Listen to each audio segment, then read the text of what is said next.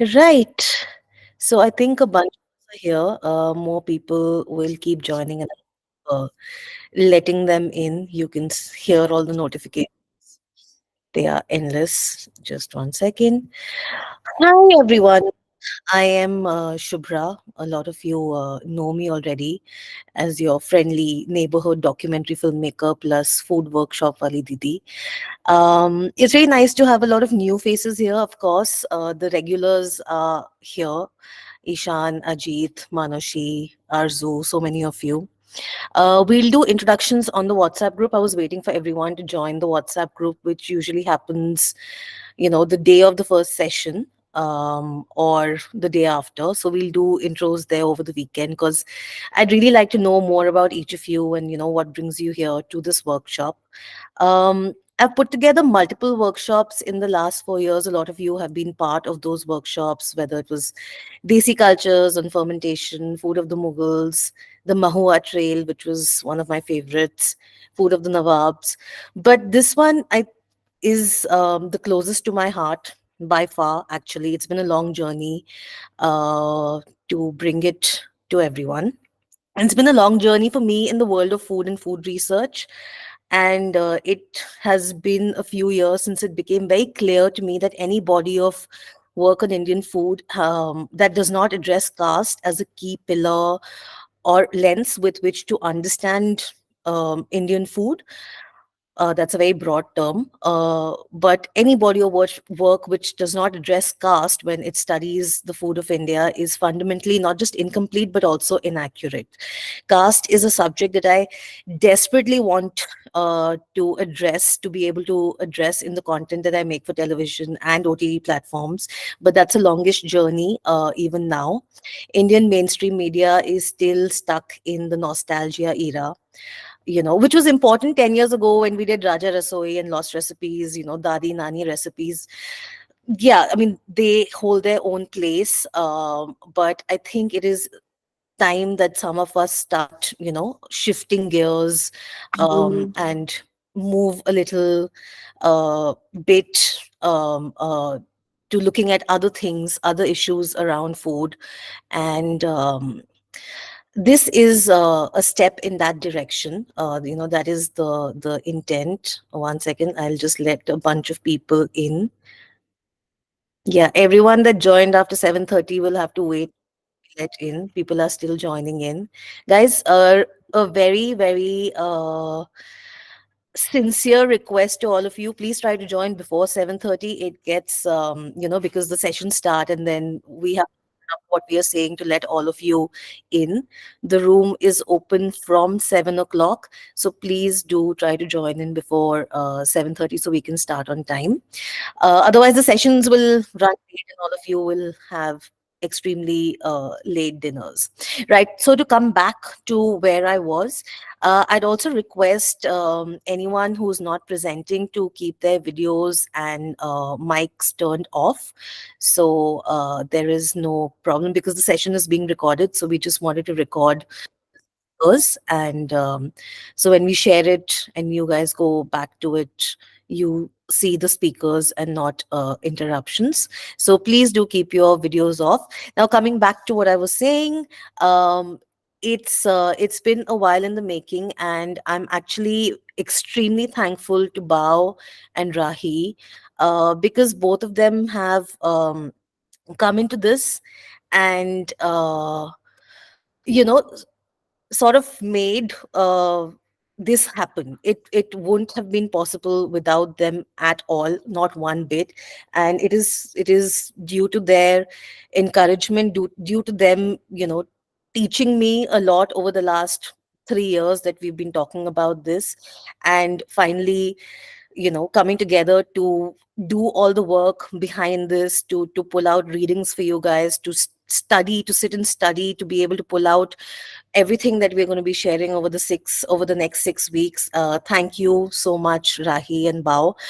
You know who they are, so I'm not going to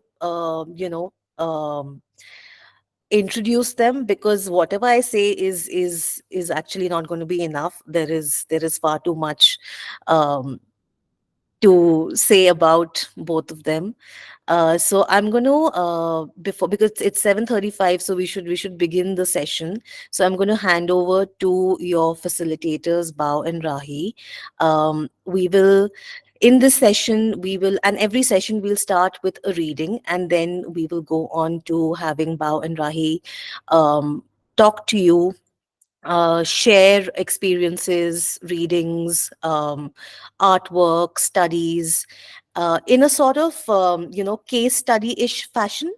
And we want you to use everything that is shared in the workshops as starting points to further your investigation and research of whatever it is that you want to focus on. So that is the idea here. And yeah, I think that's enough from me. I also have to say that I'm really thrilled, because in all of these sessions that I've done, my mother has never shown interest in joining any of the sessions, but she's joined this session, so I'm feeling particularly encouraged by that. So thanks, guys. That's it from me. Over to Bao first, and the floor is all yours, Bao. Hello, Jai Bhim, everybody. Uh, I don't know. Am I audible properly? Not properly. Okay, no? Okay. Yes. So we'll start with Rajashri Goody's poem. It's called Collecting Wheat. Keep traps in your hut. Catch all the rats. Set them free at night in a field with full grown wheat. Let the rats know. Cut off the ears of wheat from the stalks. Store them in rat holes. After the harvest, dig the rat holes. Bring up the hidden ears of wheat. The farmers watch you. Are you doing anything amiss? Nearly taking the rat's share. Fill your shoulder bag full. It is so heavy you can barely carry it on your head. Also, catch the rats. Carry flint with you. Collect sticks in the woods. Make a fire. Roast the rats. Carry the remains home for mother. Uh, yeah. So I don't know. I'm sure most of you all already know Rajeshri's work, but uh, yeah, this is a very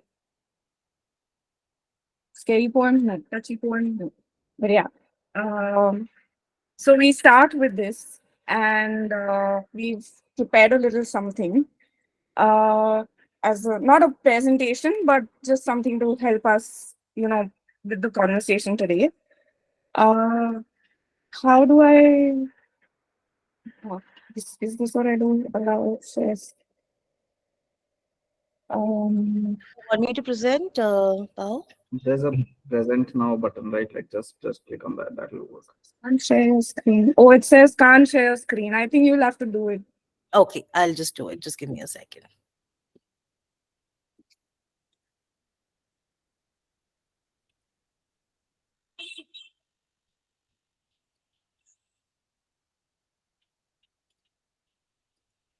Oh, okay. Um,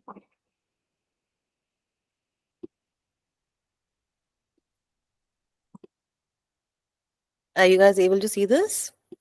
yeah.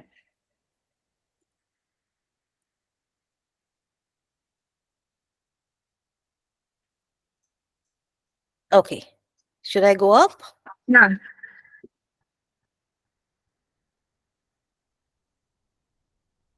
So, so primarily when we talk of food, when we talk of caste and food, uh, we hope, like we said in the message before, also we hope for and we expect a lot of participation from your end. But while this engagement is happening, we really hope that you're, uh, you know, you're aware that there can be certain questions that may sound casteist or certain comments that may sound casteist. So we hope that you can take a moment to think about those and rephrase your questions uh, properly. That's one thing. The other thing is that because this is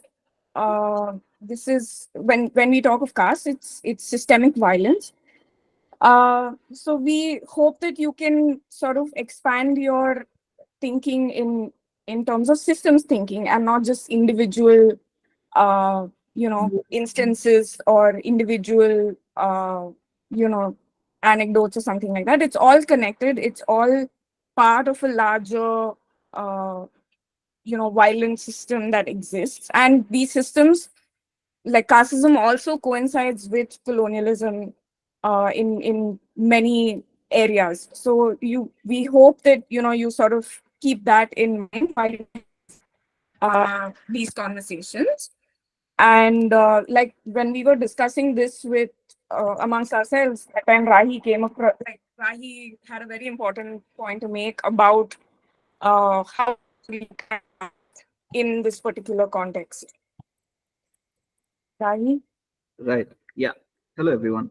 To continue from what Bao said, I think that one of the things that we will quickly realize as we speak is that um, there is simply not enough that has been spoken about this topic, which is obviously why we're doing this. But as we sort of, like throw these darts on the board, it will become clear that there is this like massive array of, like research that needs to be done. And, like that there will be so many intersections that keep coming through the intersections and overlaps that would keep coming through the 6 sessions that would keep coming as we continue speaking about these things. And one of the key aspects I feel that we must all simultaneously remember is that these intersections and overlaps are, like presenting themselves in so much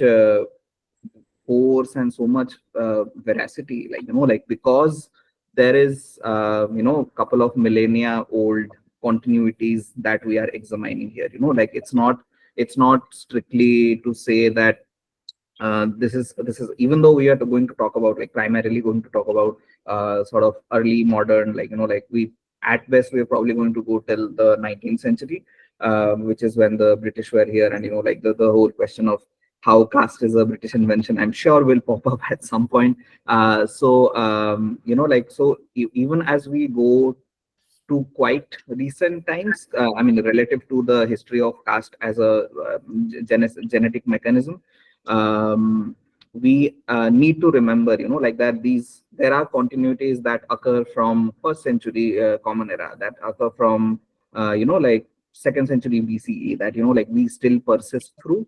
And that is the sort of like thing that we have to remember. And like, that's where the intersection sort of come through, like.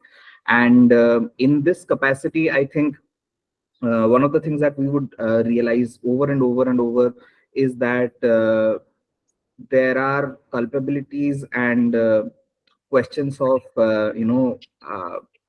let's say guilt that are going to be assigned through the workshop to people who we don't tend to assign them to. But that is not taking away from, let's say, the British as a colonizing force. Like two simultaneous entities can be equally villainous in a matrix, right? Like, no, it doesn't have to be that. If we are, let's say, supposedly assuaging some guilt from the British, because, like one of the things that we will keep doing is keep looking at the policies of the British government as a continuation of the policies that we see in modern India, but also as actively laying down the foundations for what possibly would become some kind of a social program. So, and this obviously is coming from the British, like as administrators, and that's something that we can't evade, like no matter how much we hate the British. Which is not to say that we don't hate the British, like we do absolutely do that.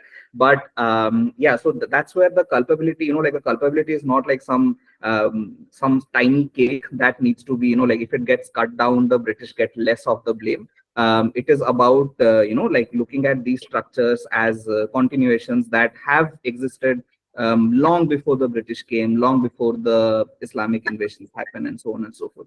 So That's one thing we have to remember. And secondly, like, like as the topic says, like caste is vast. And this is the tricky part, I think, where, like, like where because it is, as Dr. Ambedkar said, like it is a graded inequality, like, so even as a Dalit person, like I have certain sort of, like almost compulsive habit, not me personally, but like as a particular Dalit subcaste, I would have compulsive habits of, being the enforcer of the most brutal violence on somebody who's below me in the graded inequality scale, and that happens all the way to the top, right? So it's not oppressor versus oppressed logic.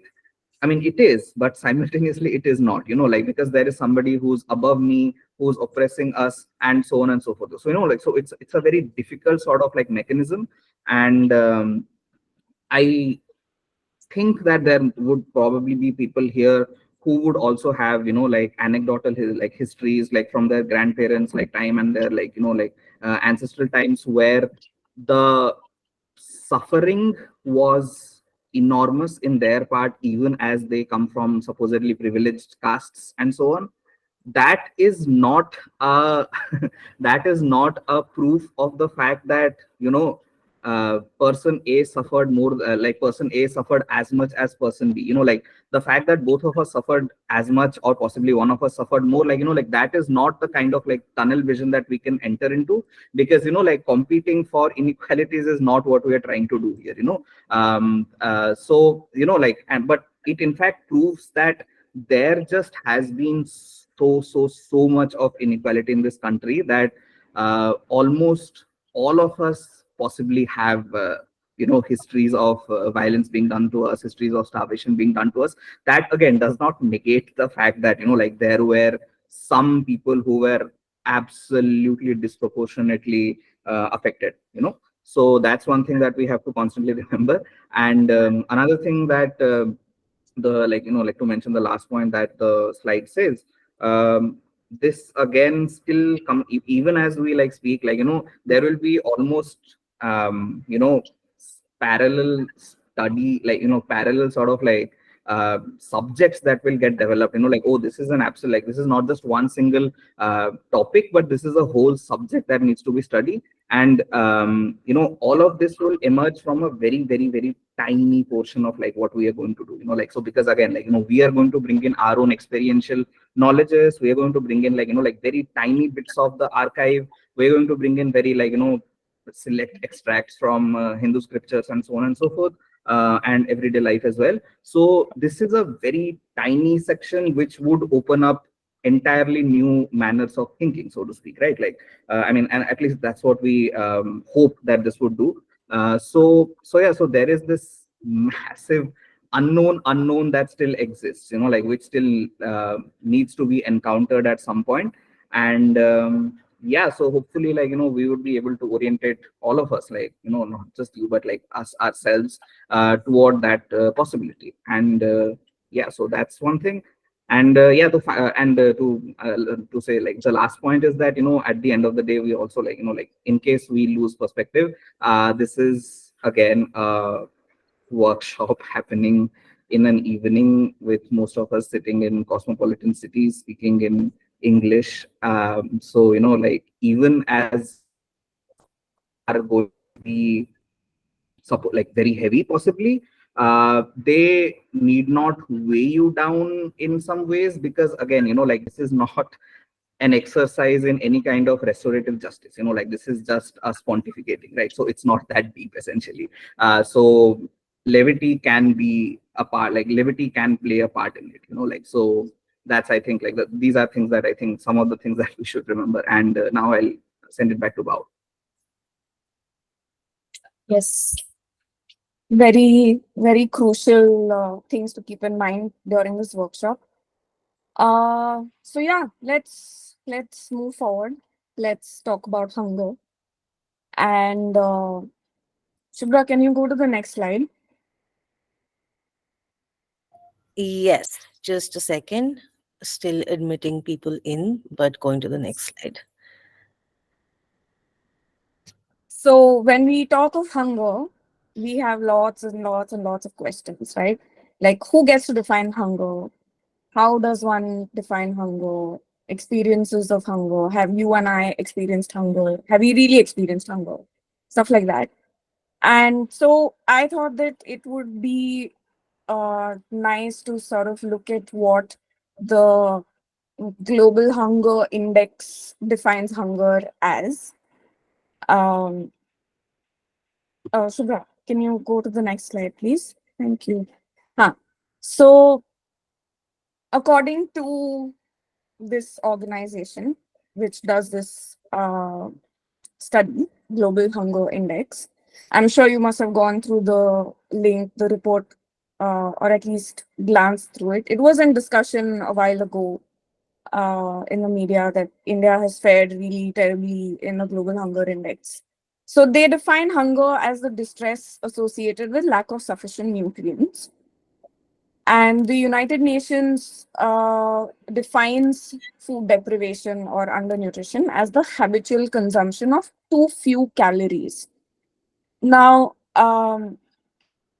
one thing I want you all to keep in mind, reiterating what Rahi said, is that violence always occurs in continuum. It's not that, okay, yeah, today somebody decided that, oh, I'm going to be violent, and it's like a one time instance that happens in history.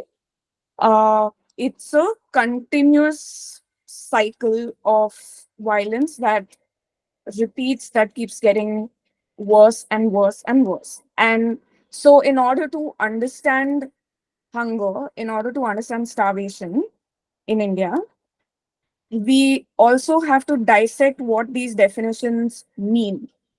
So, if you went through the report, and if there was a part in the appendix which said which countries are included within this study.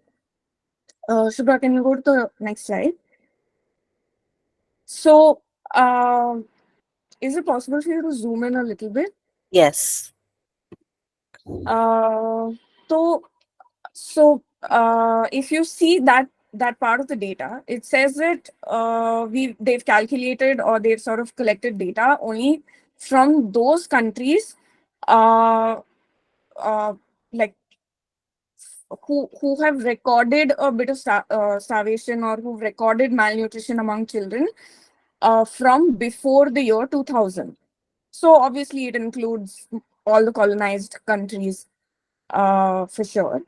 Uh, but then I dug in a little deeper and I was like, this doesn't make sense. It's not possible that the global north does not have children below 5 who faced starvation, because those are also like colonized lands, like US, for example. And given how their history of like Black American people was, if it wasn't for the Black Panthers with their meal programs, I'm sure, like, there would have been data. But when you see Our World in Data, the website, and you see this graph from in 1983, India has like 62.7% kids who are malnourished, but there's no data from countries like Canada, US, Australia, all of these global north countries. So it makes me wonder as to how what kind of data did the Global Hunger Index folks really consider. uh, and if there was no data available from 1983 or something, then on what basis did they sort of decide that, oh yeah, hungry India, poor India, hungry Africa, poor Africa, so we're going to include them? So the report itself, so most of these studies itself have a lot of these colonizer perspectives of understanding hunger, of understanding um, starvation. And like the definition says, it's habitual consumption. But habitual consumption is not something that one would intentionally do, right? Like, uh, why would someone purposely want to keep themselves hungry? even if it is like a case of disordered eating, it's psychological. It's not something that the person intentionally wants to do. So these systems, this understanding of the system is like severely missing in the global hunger index when we look at it. uh, that's one thing that I wanted to bring our attention to. So so then when we look at hunger, or then when we question as to what hunger really is, uh, we don't consider caste, we don't consider gender, we don't consider colonization, or the impacts of colonization when it comes to these things, right? Um, Shubha, can you go to the next this thing? Yeah. So they came up with like a very sort of convenient way of measuring how countries are performing. And as you can see, this is like a sum of undernourishment, child stunting, child wasting, and child mortality. However, um, this is a little bit problematic because if you Subra, can you go to the next slide? If you see the definition of undernourishment, it says that uh, the share of the population whose caloric intake is insufficient. So, on one hand, you have a parameter which considers the entire population, but on the other three, you have children under the age of 5. Unfortunately, for countries where the caste system exists, Shubha, next slide. These things, these parameters do not consider caste. They do not consider colonization. They do not consider gender, like I said before. And caste is not something that's only a problem in India. It's a South Asia problem. It's a Asia problem. It's an Africa problem. There is a caste system that exists in Sudan. There's a caste system that exists in Japan. And when these sort of discussions happen on a global level, these three things are conveniently, left out. So when they say that, undernourishment is the share of the population whose caloric intake is insufficient. uh Shubra, next slide. We look at this data that on an average, people from SCST communities have lesser lifespan than, or life expectancy than upper caste people. This has been proven over and over and over again. So when we say undernourishment, on one hand for population and then on the other hand for children, uh, there's so much missing data, right? And that missing data is also some sort of data which shows that we need to sort of dig deeper into why this is happening. It's not that it's a natural sort of calamity situation where, oh, there was a flood, and oh, um, there was a drought or something, and then we didn't have food for so many millions of people. This is a systemic thing, right? So if we come back to the Indian map, uh, we know that we are going to talk about famines right now. So, next data, slide, sorry. So, when we talk of starvation, when we talk of famines, in India, it didn't start all of a sudden. Uh, just before the British came, and then they decided, oh my God, this is like a hungry India, and we need to make like a report and understand all of this. It's been going on for centuries, and to a large extent, I would say that like SCST populations have intentionally been deprived of food, right? We know this because that's how caste functions. So when we look at this data, if you notice, it conveniently places countries like the US as democratic nations uh, in the 1870s and 1880s, but we know very well that it's not really a democratic nation, and it's an occupied land. It's a colony. So when we look at this kind of data, especially for famines across the world, we have to understand that at least in the Asian and the African context, caste played a very crucial role in all of this, that we cannot escape. And uh, so, so like before we start with understanding what the Indian Famine Commission and all of that is, I want you all to take this moment and um, uh, understand that all of this data that has been collected so far across the world, it comes from this place of uh, you know that, oh yeah, we're better than you. uh, we are we have all of this information about you, and so now we are going to make policies and we are going to do studies on you so that we can uplift you, without keeping or without centering caste and coloniality in the picture.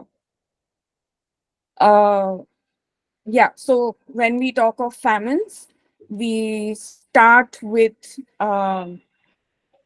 understanding that within India's caste system, there are communities that are intentionally deprived of food. And so linking it back to the habitual consumption of lesser calories, there is a huge uh, gap that is there, right? uh, so now I think Rahi can take over and sort of connect this with um, the famines and what exactly went Yeah, into creating that. sure. Yeah, before that, Shubhra, can you zoom in? Let's give the audience what they want. I mean, I also want to see it actually. So, can you zoom into the famines by world region part? Yes, I will just do that. Give me a second, guys. I'll zoom in and you can take your screenshots. Yeah. Just is this better? Is this helping? Definitely. Yeah. We can share the link. I can share the link for this if you want. Nahi, like, but I also want to go Huh, through it because I think I have a point which, right. Okay. huh. Right. Okay. So I think one of the things that confounds us a lot as people who are trying to think of India as a continuum is the problem with the very idea of data collection, right? Like, because, data, thanks, Shubha, like that, that's yeah, like, I mean, let this be for a while and then maybe go to the next slide. So I think one of the more difficult problems is the question of data collection, because like in this country, uh, there has been a sort of divestment almost from who becomes a data collector and who becomes a scholar. And I think it's only when the two are coming together that there is a possibility of a consolidated factoring in of data, right? And in case of India, like, obviously, like the learned men were the Brahmins, and for majority of the population, was not just not encouraged but almost excluded, like theologically from being a student, being a scholar, right? So that was something that was functioning in a very antithetical way to the act of data collection, like, which is something that that the mercantile classes used to do. That is something that the dhobis used to do. That is something that the sonars, the lohars, like the people who were measuring things to create goods were used to do. Like, that was something that masons used to do. There used to be castes of masons who had architectural data, like, which they would collect, right? So there is an almost uh, let's say like there is an almost aversion to data collection, right? And when there is a sort of post facto recognition of the fact that this data must be included into the poetics of things, as is the case with like architecture, let's say, because I mentioned that, then it becomes a post facto recognition. Like then there is a Brahmin person who, let's say, like when architecture, like temple architecture, becomes a central fact that is inescapable, they go ahead and like extract the data from the particular temple, and they compile it into a sastra, right? Like into a sutra, sorry, right? So I think like the trouble here in India, especially in South Asia, broadly speaking, like is that there just hasn't been enough data collection, like because we see the remarkable amounts of remarkable amounts of like knowledge systems forming in the first world, because there is meticulous keeping of data, like because it is the mercantile classes, like which are historically data collectors broadly across the world, like who are becoming who are becoming like able to influence the governance of a place, right? Like, and this is obviously like the greatest example of that is East India Company, right? Like, which is the greatest mercantile class in the history of the world, right? Because they sort of fundamentally defined what the contours of a like one of the biggest empires can be, and like caused greatest amounts of destruction, right? Next slide, please, Shura.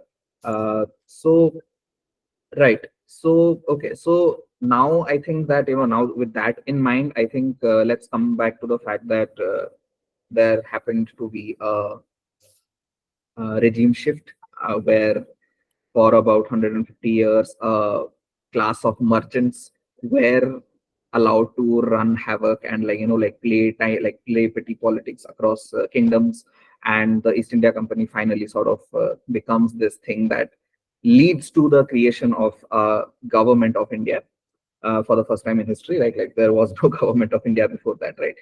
There were kingdoms of India, like kingdoms that were like encompassing a lot of like regions, but never like fully India. Even during the largest empire that we had, which was the Maurya Empire, like like it didn't really cover the entirety of the what we now think of India as. Like there were tiny tiny pockets which were still not under the Maurya Empire rule, right? So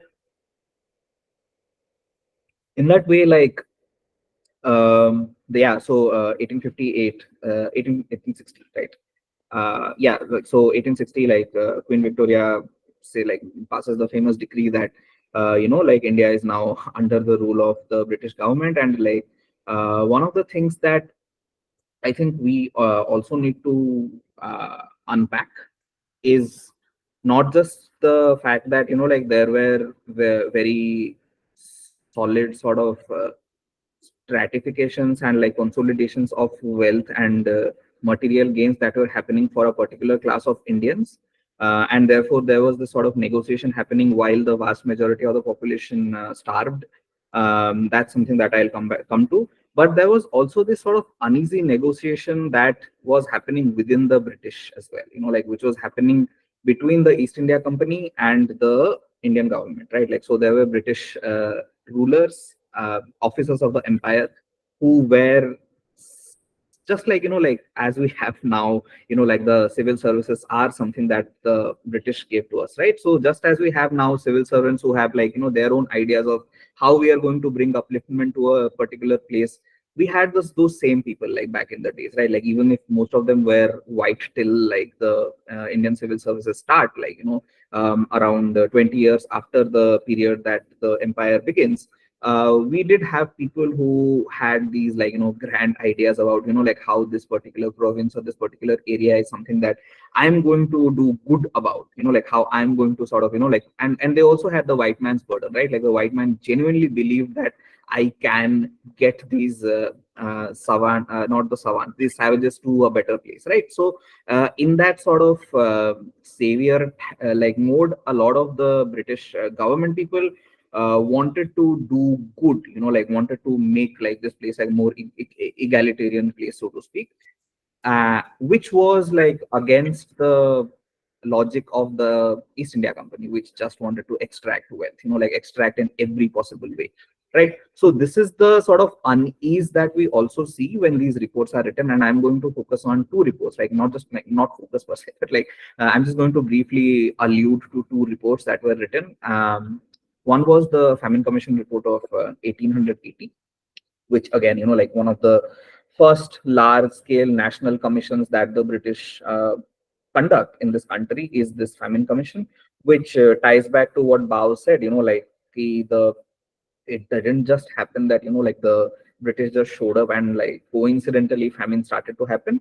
There were famines, and like one of the things that I think we have to constantly think of is how critically we are enmeshed to the climate crisis that is happening right now, and how in fact there is a very dire possibility that this land is inhospitable.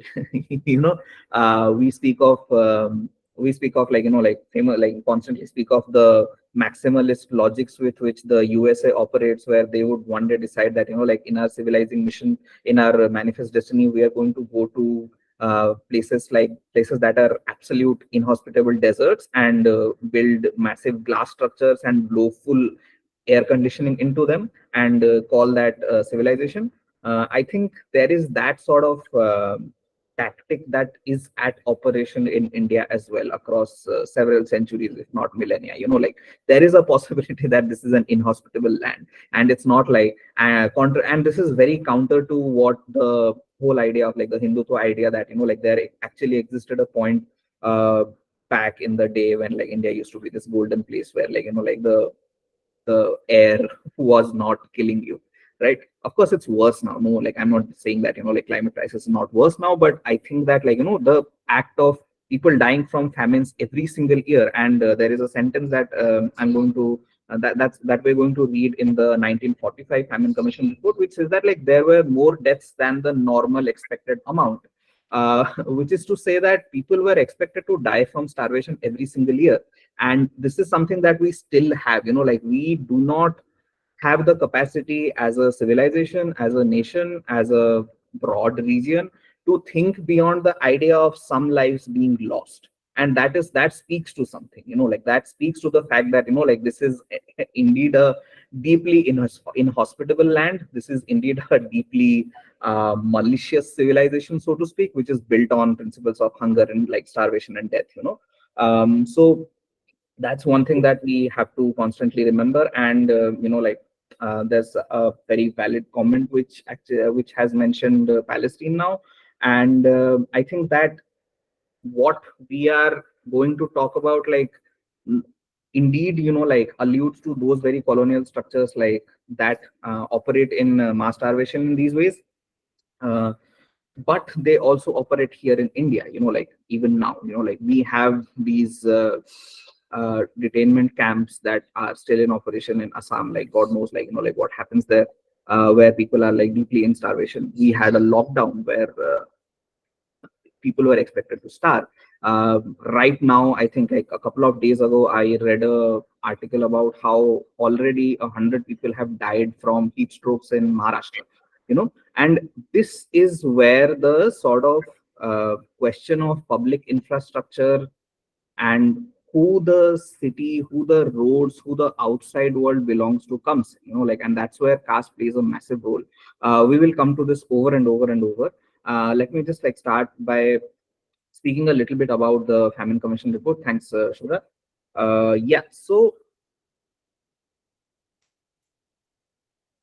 uh, I think you can just like go to the okay. Just go to the next slide. It's fine. Like I'll just power through this in the next 10 minutes. It's okay, you can take your time. No, like I think I'll anyway meander. So right. So the highlighted section I think is what I want to talk about, where they sort of mention the direct link between droughts and famine. Like how the question of irrigation itself presents a deep issue which needs to be which they cannot address, like which sort of like leads to the proliferation of famines in this country. And that's where the fact that water in this country has a very definite caste, and like every single city or like political, like geopolitical division is created according to caste, like with the most prolific caste, which is the Brahmins, like like being closest to the water source, and then like like as the river or the water flows downhill, it's the lowest, like lower, and the lowest at the end, right? Like at the precipice. So where most farmers or like most riots, as the report says, like where in the somewhere in the lower middle parts of the every single place, right? Like because the farmlands were there, right? Like they were not closest to the river or anything, right? So this is a very macro sort of structure that most Indian villages tended to have. So how is it that, again, like the population that produces food, like act of sustenance, how is it that population is based so further away from the water source, right? Like that's a question that we will keep coming back to again, we have an entire session dedicated to water. So, and that's where I think, like one of the readings that I we submitted was on Jyotirao Phule, like trying to push people in Maharashtra to engage in irrigation project that the British are trying to introduce, which is also where the question of how you or your population, how you as a subject was able to get water or get food, was such an arbitrary thing for a massive amount for most of the people, because it entirely depends on your link to the British, like like your kingdoms, like whoever your kingdom or princely state is, their link to the British, like like whether they are in fight with the British or whether they are like in tandem with the British. Be it depends on like what kind of conservatism your local ruler or local like administrator possesses, like. And this lest we forget, like the Manusmriti was law in a lot of places, like like until 1920. I think 1920 was the year when the last sort of princely state which had Manusmriti as a legal, like as a legal code sort of went away.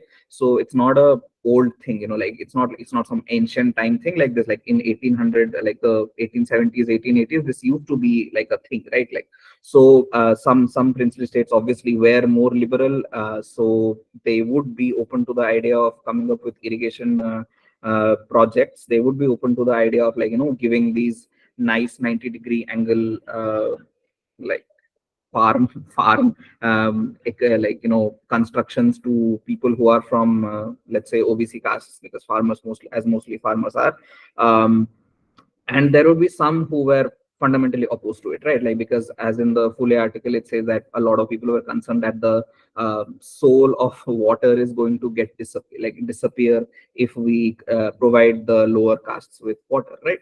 And that is the sort of struggle that we have with a lot of starvation, which is that fundamentally there is this a priori assumption because of Brahmanism, that anything and everything that comes forth from what is not an original source is always already impure, and this is something that we see with the question of with potatoes. Like, this is something that we see with like most grains that are not supposedly original, and yeah. So when there is a local ruler or a local administrator who's not willing to invest into these projects, like not willing to take take water to the farmland, of course, like what are we expecting? There is not going to be a steady sort of output, right? Like, there is going to be hunger, there is going to be starvation. So yeah, so it is these like odd sort of counterintuitive logics through which the Indian civilization has been created,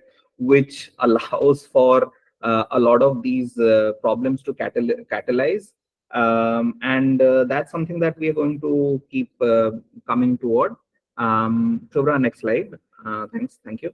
So yeah, so I think distrust of irrigation is like one of the things that like a interesting like thing that sort of it's so counterintuitive, right? Like, why would you not want every single part of the farmland to be irrigated adequately, right? Like, so And this is obviously something that comes to a very heady sort of crisis in a place like Odisha or Bengal, like the rice belt, essentially, where rice requires this, like, massive amounts of water, right?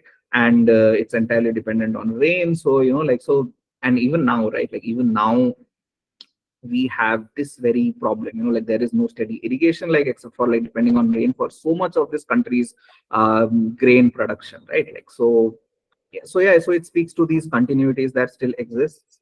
And yeah, to go back to the question, like that I brought up about the negotiations that the British were doing with the East India Company, the British officials were doing with the East India Company. There were also very simultaneous, like sort of negotiations that were happening with local rulers, that were happening with local zamindars, which were also dictating these choices, like which were also dictating how things are growing. And simultaneously, like, like the East India Company is the more powerful in many ways, right? Like, like the one single IAS officer who by this time, like, is possibly an Indian person. It's an upper caste Indian person, but it's an Indian nonetheless. um, is not exactly in power to, like dictate to the East India Company. It's the other way around.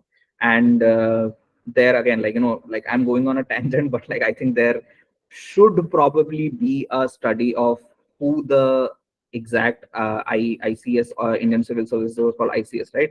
ICS officers were in the regions where famine sort of gathered. And I sincerely believe that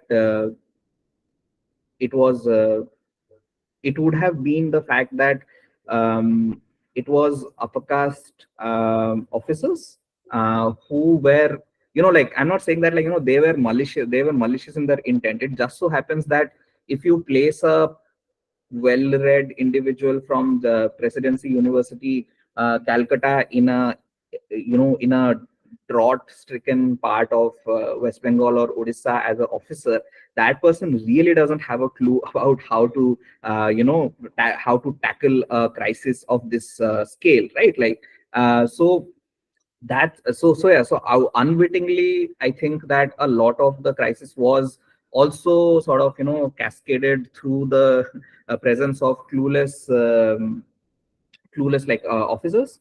And it was again, cascaded because of the interests of the East India Company, which again, like goes into ties with the big industrialists of this country, right? Like it goes into ties with the Tatas and the Birlas and so on and so forth. And let's say the the way things are grown in this country fundamentally change. Like people are being pushed to grow opium. Of course, like there is a civilization that falls and like rises on the basis of opium, right? Like similarly, there is like cotton that is being grown. There is like, like there are these things that are happening. There is steel being produced, which takes away from the local mercantile micro economies of the lohars and the sonars and like all these like artisan classes, which were primarily building these goods, which go on to, like which like that sort of like labor gets assimilated or appropriated, extracted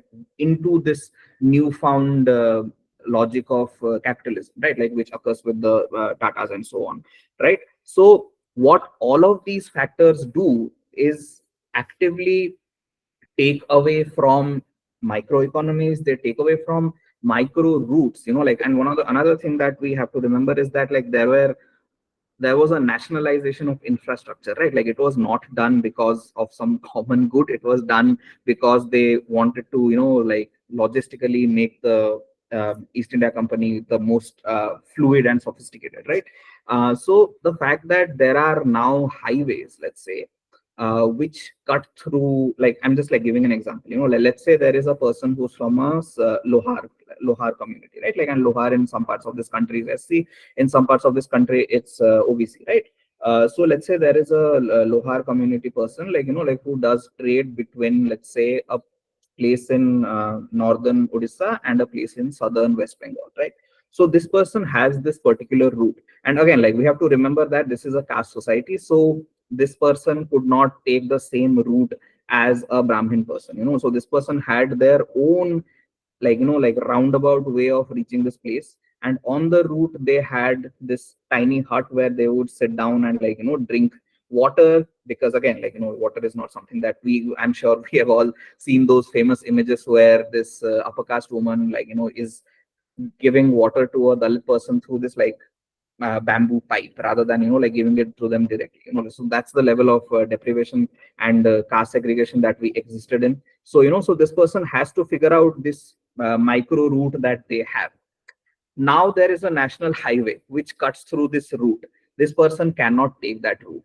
That place which served the that served the Lohar and like 3 4 aggregated castes is gone now, because like that person like cannot operate through a highway, through a national highway. Same goes for like the creation of national infrastructure such as railways and so on and so forth, right?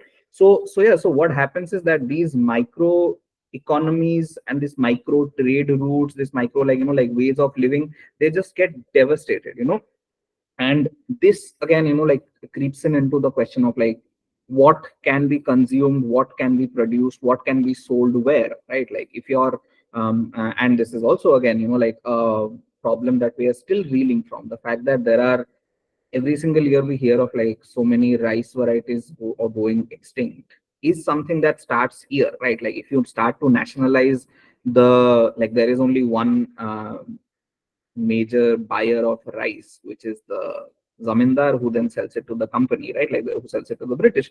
Then the production of certain rice qualities stop to be, like it's as simple as that, right? Like the so it's these very different sort of factors which come into play and sort of accelerate the fact that like people who used to consume in a particular way simply can't anymore. Next slide please, sure. So I'll just rush through this now to have a lot to say. Anyway, so I think we can just go to the next slide, like just let's just go to the pictures, the Chitta Prasad images. One sec. So yeah. So this is, and again, like we have to remember that like all of this is happening between 1880 and 1947 when they leave, right? Like so, this is a massively massively turbulent time. Like we have this like idea that the British were there, and then like Gandhi came and started like being the troublemaker, etc., etc. Like all of this was happening simultaneous to that, right? Like so, it's very so. Because this report that I'm going to like go to after we look through these Chitta Prasad images is from 1945, like like which is when like Quit India movement is at its almost like peak, right? So these things were happening in tandem. These things were happening in conjunction constantly, like parallelly. And the image that comes forth from, if we were to make like national history from these like this document, the Chitta Prasad series, and the 1945 Famine Commission report, we're going to get a very different like like nationalist history than we have that we read in our textbooks, right? So yeah, so like now finally, the famine has happened. Like Chitta Prasad is this leftist, this communist man who's an artist who goes around places like Cox's Bazar and Chittagong and so on and so forth, and he starts to draw images of hungry people, right? And I think like two images, like the two images that Bao has put like for us, sort of say a lot, because on the one hand there is the starving masses, and on the other hand there are very clearly Indian looking zamindars and like like hoarders of the grain, who are more than like who want the free market, who want free trade to flourish, who don't want the British to give away these grains to people who are actively starving, so I think that sort of goes on to like again like present that obvious picture that we've been talking about, like that it was not merely the British. Of course, the British were like calamitous, like they were the worst, right? But there was this simultaneous sort of greed, let's say, or like like need to consolidate wealth in their own hands, which was also present in the case of Indian industrialists, Indian shareholders who could hoard, right? So often at the cost of fellow Indians, right? Like so, which is where the question of like like where the whether the whole idea, and again like this is Another interesting thing is that, like, a lot of the Tatas and the Birlas are indeed the ones who also fund the nationalist movement. So how is it that, like, this sort of contradiction can exist, like this unquestioned contradiction which still continues to exist, where, like, you're simultaneously siphoning off of the hungry masses, but also dipping into your toes into the possibility of free India, like, like, which is against the British and so on and so forth. Next slide, please. um, so yeah, so these are just images from the from Bengal, from this region, from around drawn around 1940s, early 1940s. So we just like look at them for a couple of minutes, I guess. Like, and oh yeah, so and the British banned this, by the way. This was a series that Chitta Prasad released in 1945, and the British sort of banned it because it was too incendiary for obvious reasons, right?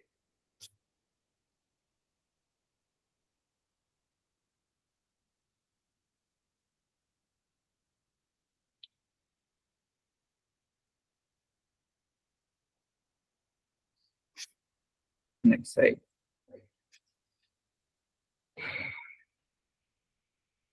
Yeah.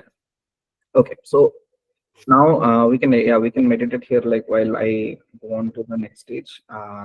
Yeah, so then comes the 1945 famine report, where 1945 the famine happens, and then the British come up with this like elaborate report. Like, I mean, if you guys are interested in how bureaucratic language can be violent, I think this is the greatest document to possibly exist in history of humanity, because it does everything to evade responsibility, right? It forms an almost parallel reality where every single thing happened but the war, but the British, like, taking misdirections in the war, then but the fact that, like, Churchill said, let the hungry Indians die, right?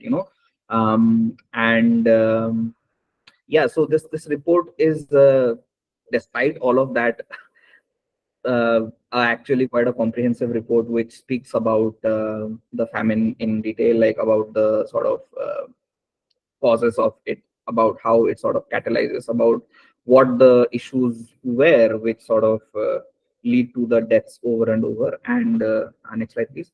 And one of the reasons that they speak out, yeah, this is the report. Like, we will share it with whoever is interested. And yeah, I think let's just go to the next slide. Let me just run through this because I'm sure there is a discussion to be had as well. Next slide, please. Sorry, just 1 second. Yeah, yeah, sure, sure, sure. Yeah. Yeah. So okay, so yeah, so I think this is the part where yeah, yeah, yeah. So I think one of the things that this document tries to like, one of the ways in which this document tries to blame it on the people themselves rather than like blaming the infrastructures, is by talking about how maximum number of people died en route to the bigger city. So essentially what happens during the cause, as I'm sure you guys have read in Sharanya's article, is that a lot of people sort of were thronging to the bigger cities because there was simply no food in the villages. And in that thronging to the cities, they died en route. Most of them died en route. And this is also where the question of caste and gender come in, because there was a lot of plundering happening. And this was a lot of the people who were traveling were doing so in the harshest of winters.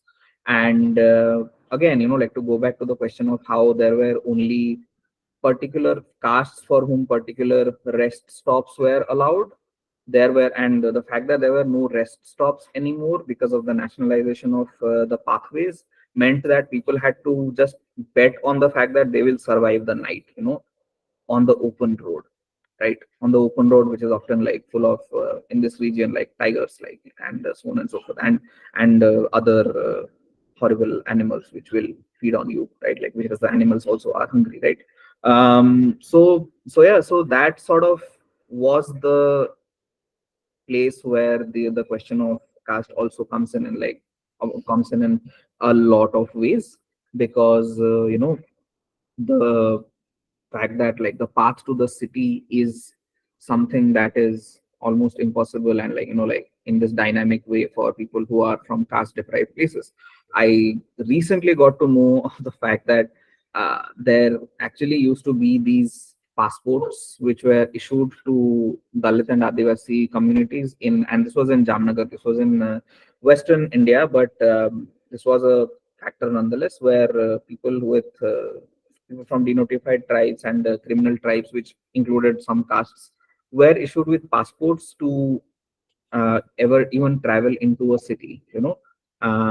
So that kind of like bureaucratic governance and strictures were placed on people in that way. And again, like I mentioned that most Dalit people were in any case not allowed to enter the main public's like place, the like city hall, not the city hall, the city center, in morning time, like because there is a chance that their shadow or their touch is going to pollute the others, right?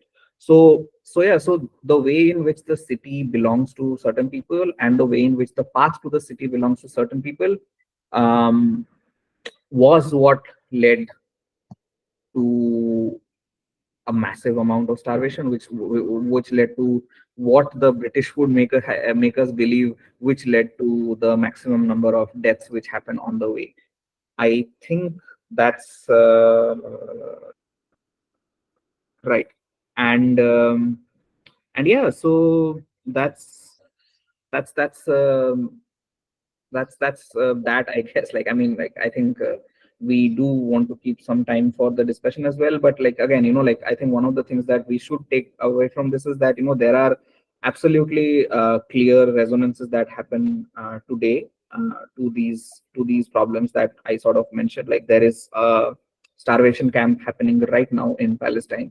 There is a starvation camp that happened in the lockdown, where people without food were just like left to be, and there is yeah, so there is hunger that continues over and over. And like, to tie back to the report that we saw, like India is one of the hungriest countries that exists, and it has been so for a while. And and to sort of like make that point clear, I think that like how far down the rabbit hole we can go. I think like I'll just end at the last slide, which is next slide, please. Just the last one, yeah, which is this image of the starving Buddha, like, which is, this is Buddha right before he achieves enlightenment, where he, I mean, at least that's the reading that a lot of positive positive interpreters of Buddhism tend to have, that like this was Buddha starving before his enlightenment. I mean, there is no sort of there is no like record of like like if this was indeed Buddha before his enlightenment, or this was just like Buddha like toward the end of his life. There are diverging interpretations, but this was him seeing hunger, right? Like, Buddha was the person who sees hunger, and like that's what makes him go through the enduring the sort of torture on himself, right? He actively wants to found a religion which takes him away to the point where he reduces to zero, right? Like, that's what Buddhism is essentially, right? And that is coming from this history of hunger. So so which is to say that we have had this hunger for God, like at least since the time of Buddha and long before, right? So I think that's the point that I'm sort of like trying to make. And I've sort of like also wanted to bring back some sort of levity to this, what I imagine has been a very serious sort of conversation, by pointing out Sattu's Desi superfood chocolate flavor, which is sattu is obviously like this grain which became incredibly important. And I think like one of the biggest reasons why the Bihar, like people in Bihar and Odisha sort of like suffered relatively less than people in Bengal, was because we had such a such a prevalent way of consuming sattu throughout. And because the chana was, the gram was not a grain that like the British were interested in hoarding during the World War II. So they didn't really take the chana away. So people were able to, and also sattu is indestructible, right? Like, once you pound it, you can store it inside a pudia, you can store it inside a bottle, as opposed to rice, which has to be hoarded in go downs, and like the rats eat them and so on. So logistically also, it's something that was far more compact to store, and people would like consume it. And like like it was the food that sort of made generations survive. But like, like then again, like, what is the politics of that suddenly being seen as a desi superfood, that too with a chocolate flavor, right? So I think that's where I'll end, and like maybe we'll discuss and come back to all of these points. Yeah, yeah, yeah. Thank you. Thanks, Rahi. Thanks, Pao. Uh wow, okay. Yes, that session was intense. And before we start with the questions, I just want to go back to, when we were having this discussion amongst the three of us. One of the things that was brought up is, what is hunger? And how have like, the question that we were trying to answer is that, have we ever actually felt hunger? Like, how do you define hunger? Have you ever been deprived of, you know food? How is it that you define hunger? And one of the things I did that day was, after the session, I sat down and I actually tried to write, try to, like, understand how it was to feel hungry, and write down a few thoughts. And it would be very interesting. I mean, it's an exercise that I suggest that all of you do, maybe after the session. Just take those 2 to 5 minutes, and do like this bit of, it's, if you've not had dinner yet, it's a great time. Maybe you're feeling hungry, sit down, do a bit of embodied writing about what hunger actually means to you, and what it means to you to feel hungry. It really helps with setting a thought process in place when you're, considering everything that has been discussed today. So yes, let's, should we do the questions Shubhra, now? like just to add to that, I think one of the things that I think is also an interesting line of thinking that I just like realized from what you said.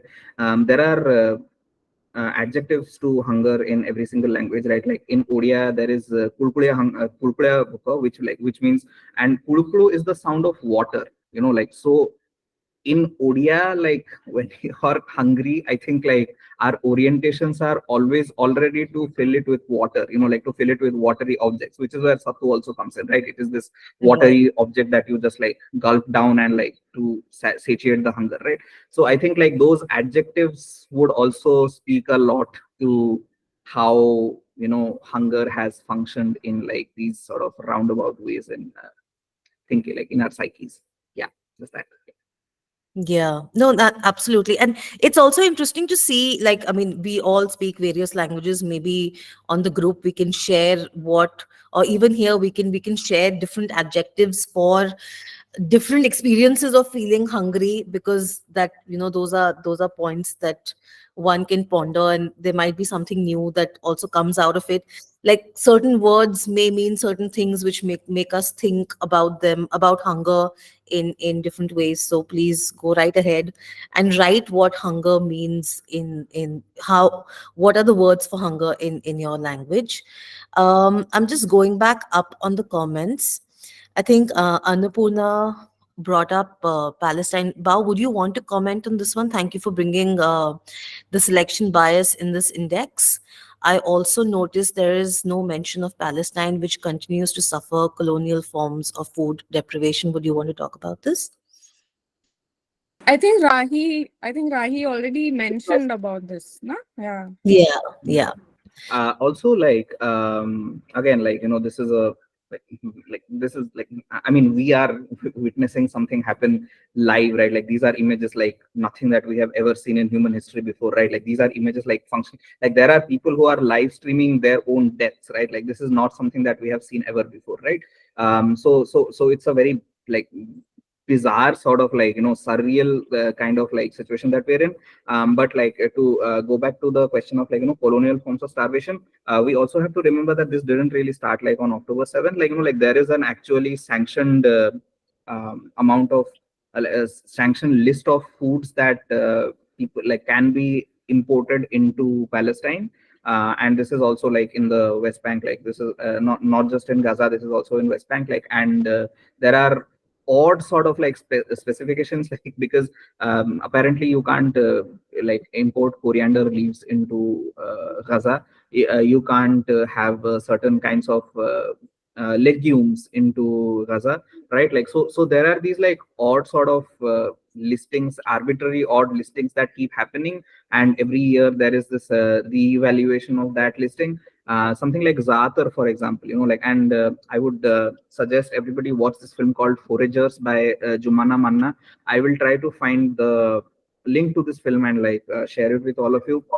uh, that film talks about how Zaatar is something that was intrinsically Palestinian, and it's done by people who forage in the Palestine meadows, and they sort of like take and dry the thing and like pound it, right?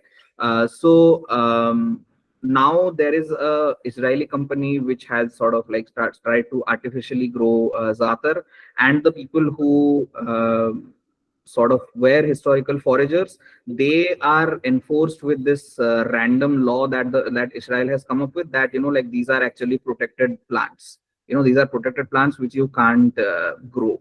You know, so they are arrested and like like harassed and fined, and like it's just like very tragic. So there are these ways in which like like this colonial enforcement of violence and like like sort of like even dictates the daily consumption, and this was something that kept happening in India as well. Like there are a lot of similarities in how, let's say, there are certain animals that are now on the list of like things that you can't consume, like like which were entirely the lifeblood of indigenous communities, right?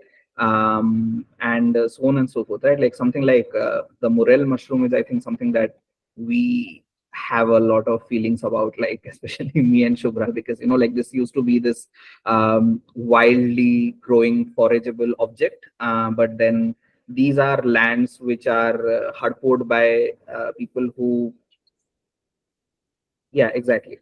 Yeah, it's the same with sage, exactly. So like, so there are these like massive swaths of what used to be forests, which are now sort of under the Indian government control. So like people can't really go freely collect those things, except if you are this zamindar person, like who's like paid and like like who exists in those regions as the officers kith and kin, like, and then you are free to go around and like collect these mushrooms, which is why morels are like massively like every single year morels keep going, like like their prices are absurd, right? They are supposed to be the most expensive mushroom in this country, in the world, right? And that's because they were an indigenous food which has now been through these steps lessened and lessened, lessened as in like made less. So yeah, so there are like like I'm sure thousands of such examples, but yeah, these are just like a few of them. Yeah. Right. That's yeah, the morale thing is actually very close to my heart, because one sees, like, the forest department exercises a certain amount of control on forest land which traditionally belonged to the communities, the indigenous communities that lived in these parts. But also what one sees is that it is those that have come and settled here, who have come, I mean, uh, from the plains and settled here because they were escaping invaders. They now control most of the land and the farming. So you have a lot of, like, very recently there was an influencer who was posting morels, finding morels on her farm, and that, like, there is a lot of exploitation that is behind the morels that you find in certain shops. Locals don't eat morels anymore because they are so expensive and valuable that they would rather sell the little quantity of morel that they're foraging. And so, if you go to the villages and you ask people for recipes with morel, very few people have, recipes which they make at home with morel. Like, most of it is being sent or bought by these guys who come in, the middlemen, buy at cheap prices and way cheaper prices, and then sell to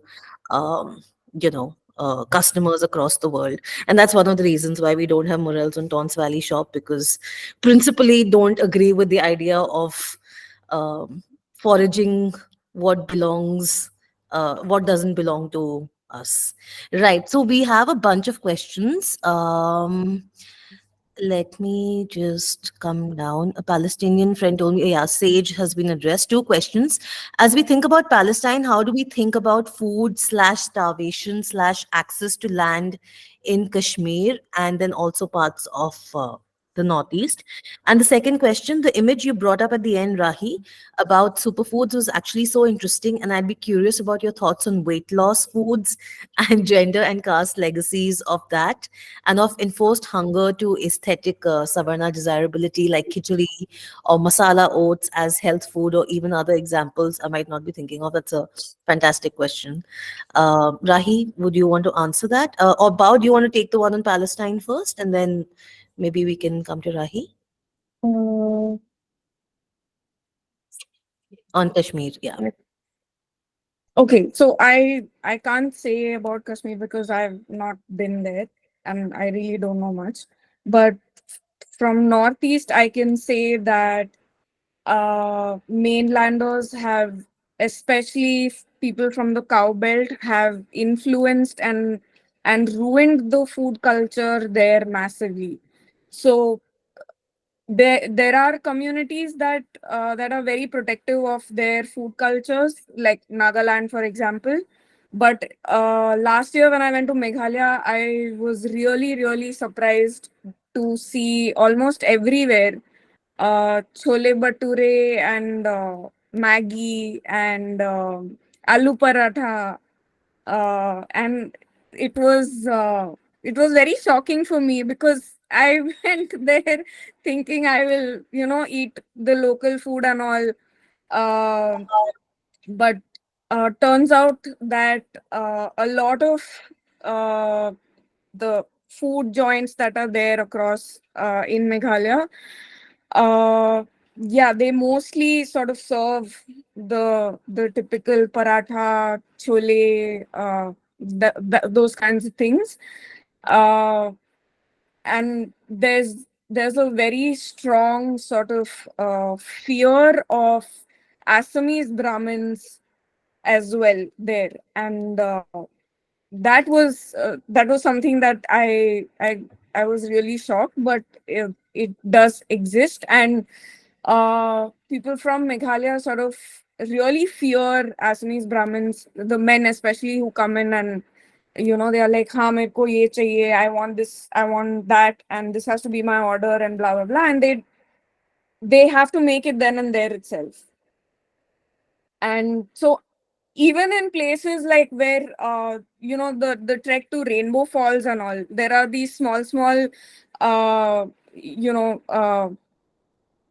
like not mafco but like smaller mafco type spots inside the entire trail, uh and you get like aloo paratha there and you get Maggie there, and I was just very shocked and surprised about that. So it tells a lot about how um, these things, these foods have sort of become very mainstream and dominating in places where it's really difficult uh, to to get like everyday things, because it's not like they have proper highways and roads, and it's not a plain, it's all hills over there. Mm, yeah, I'm not sure if the same thing is happening in Kashmir, but at least this is what is happening in parts of Northeast for sure. Yeah, I think that there is an uneasy negotiation like between like how we perceive of these two places, because like in one case like it is through our biases like that we want to exclude it as not India, which is the case with Northeast, whereas the Northeast, broadly speaking, has had a history of like like wanting to be acknowledged as part of India. Whereas with Kashmir is the exact opposite, where we are the outsiders and they would want us to be out here, but we keep like going in over and over. And I think it's very difficult to talk about like the Northeast, because like it's a minefield of difficulties that Shubhra. No, I mean, you can finish. I'll because I also had a point to make about the Northeast. Right, So right, right, right, right. Right. So I mean, like it's I think there's this journalist friend of ours, like called Tishma Kuthar, who's been doing who's probably the only mainland Indian journalist who's done some kind of a coverage of the issues that are going on in Manipur. And she was very furious to know that, like, like there is a journalist who has gotten a very fat grant to photograph the crisis, and they happen to be from the Meitei community. Like they happen to be from what is the like broadly like in this narrative at least, like which is the majority community, right? Like and the fact that this person could write a language, maybe they are somebody who's a peace loving person who's broadly like not playing part in the violences that are happening, right? Like but it's still a person from the community that is mostly, like broadly speaking, like being held as the aggressor in this case, right? Like so yeah, so it's a very complicated question there, and obviously it does things to you if like if there is a like president like spy happens to you for like what 70 years like that would do something to your head, right? Like like the fact that you can't like you're under curfew for like what 60 70 years at a go with no exception, that is such a hilariously bizarre way to live, right? So the question of how the Northeast operates in all of this is a very tricky question to answer. I have two instances of um, regarding Kashmir. Like one of them is that one of them is regarding saffron. We suddenly have many pathways to growing saffron outside of the Kashmir region. And the second also goes to like the second is also true for apples. And this is a in like memory from the childhood where the apples from Kashmir would not have stickers, but the apples from Himachal would have stickers to them. And for some reason, everybody would like propagate this idea that the like you should buy the ones which have the stickers on them, right? Like which is again like a way of deprivation, right? Like because you are trying to eliminate the Kashmiris from the like who you supposedly want to be part of this country from the commerce of it, right? Like which is exactly what I was talking about with the sonars and the lohars and the like micro economies that used to happen during the British Empire, right? It is a strategy to sort of yeah, like like the fact that like the Himachali apple suddenly has become this massively popular item in our lifetimes says something to that effect. Yeah. right. Quick question. What is that thing? It's a mix of apple and plum. Because I remember eating this thing when when I visited Manali, and they have this weird hybrid of What apple and color is it? plum. What color It's is a it? Persimmon, reddish. persimmon. Persimmon. No, no, no, no. No. Persimmon is local. Persimmon is tambaku. Like it's like this is also another thing, right? Like like I mean, Shubhra, you know this, right? Persimmon, like the Indian persimmon, just like is like from the tobacco plant. It is the fruit of the tobacco plant. Yeah. The Yeah. reason why it is like now back in massive Exotic. amounts, yeah, now back in massive amounts is because of Philip Morris cigarette company, right? Right. So Yes. And it's in Swiggy Instamart Exotics. yes. Yes. The little point that I had to make about the Northeast was like because my background is in creating content for television channels and OTT platforms.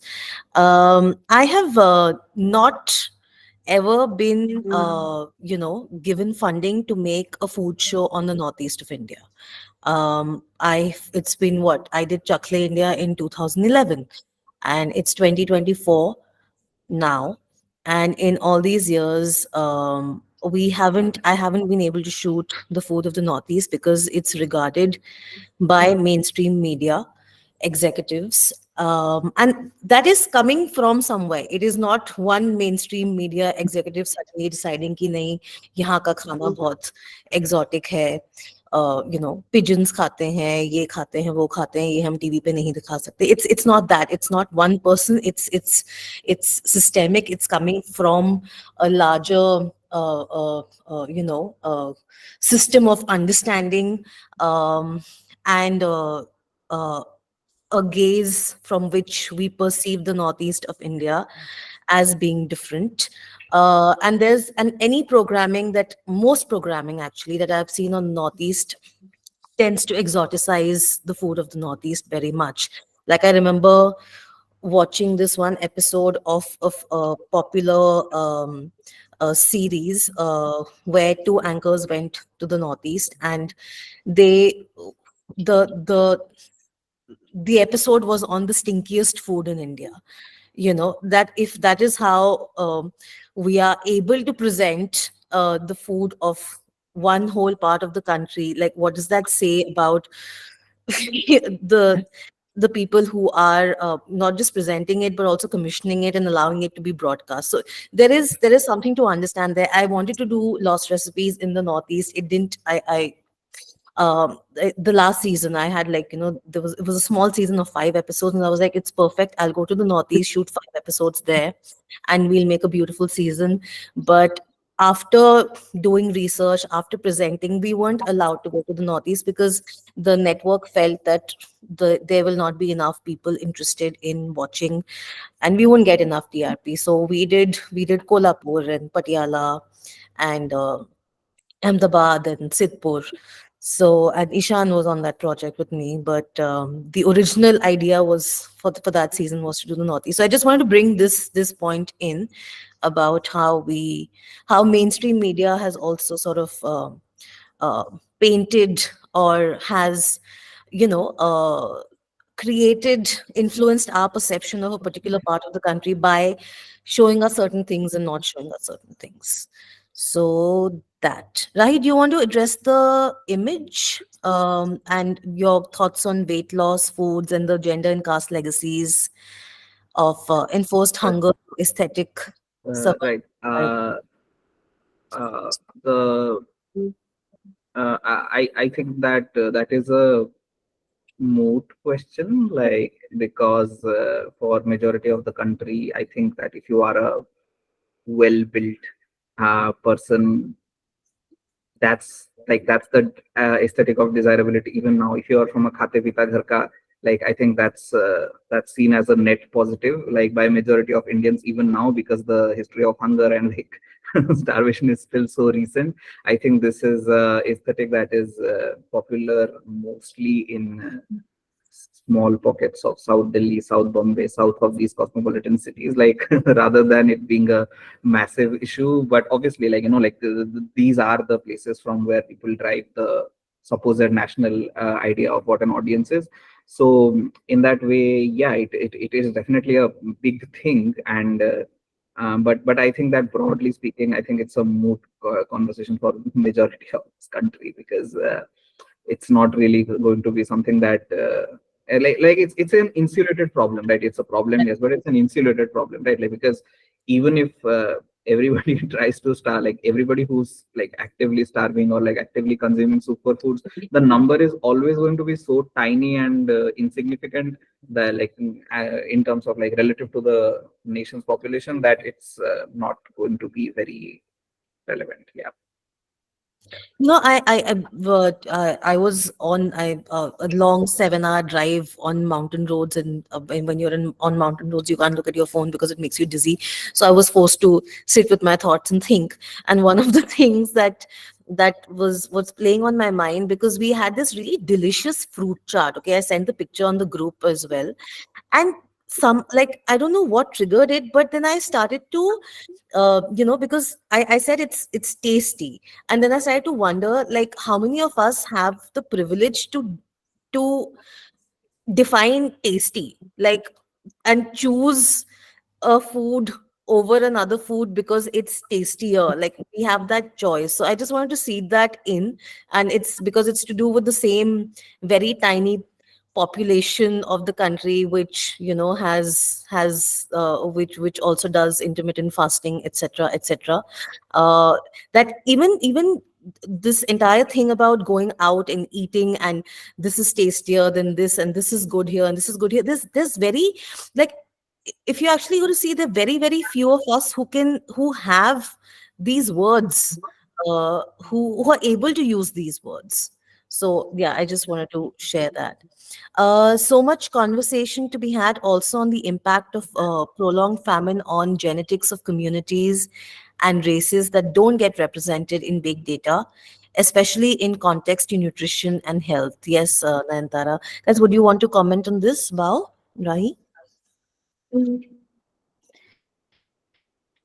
Anything to add to this, or So, is like is if you see the genetics part of it, there's and like nutrition, especially like community level nutrition. This is something that Dr. Sylvia Karpakam also always talks about.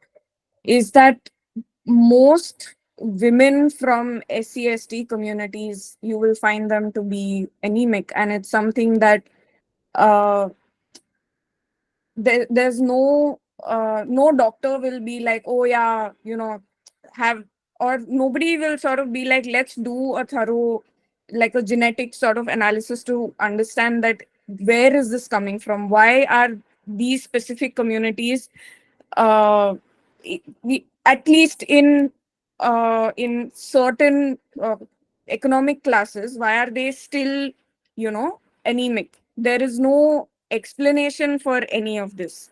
It it can't be that, oh, all of a sudden there are just this percentage from these communities that are anemic, that have other genetic sort of problems.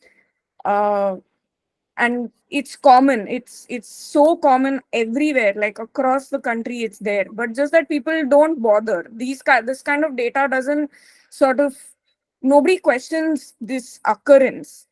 It doesn't matter to them. It doesn't matter because a Dalit woman's life, like, it's not of much significance to anybody, right? Like, in the larger this thing.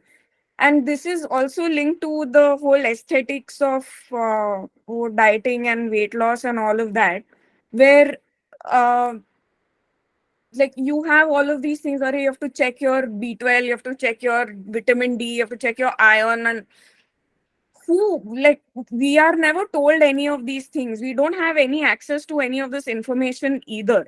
So when all of this data is collected by someone outside of this country, this context of geography and caste location or a specific Adivasi community that is there, there's no consideration for any of these things.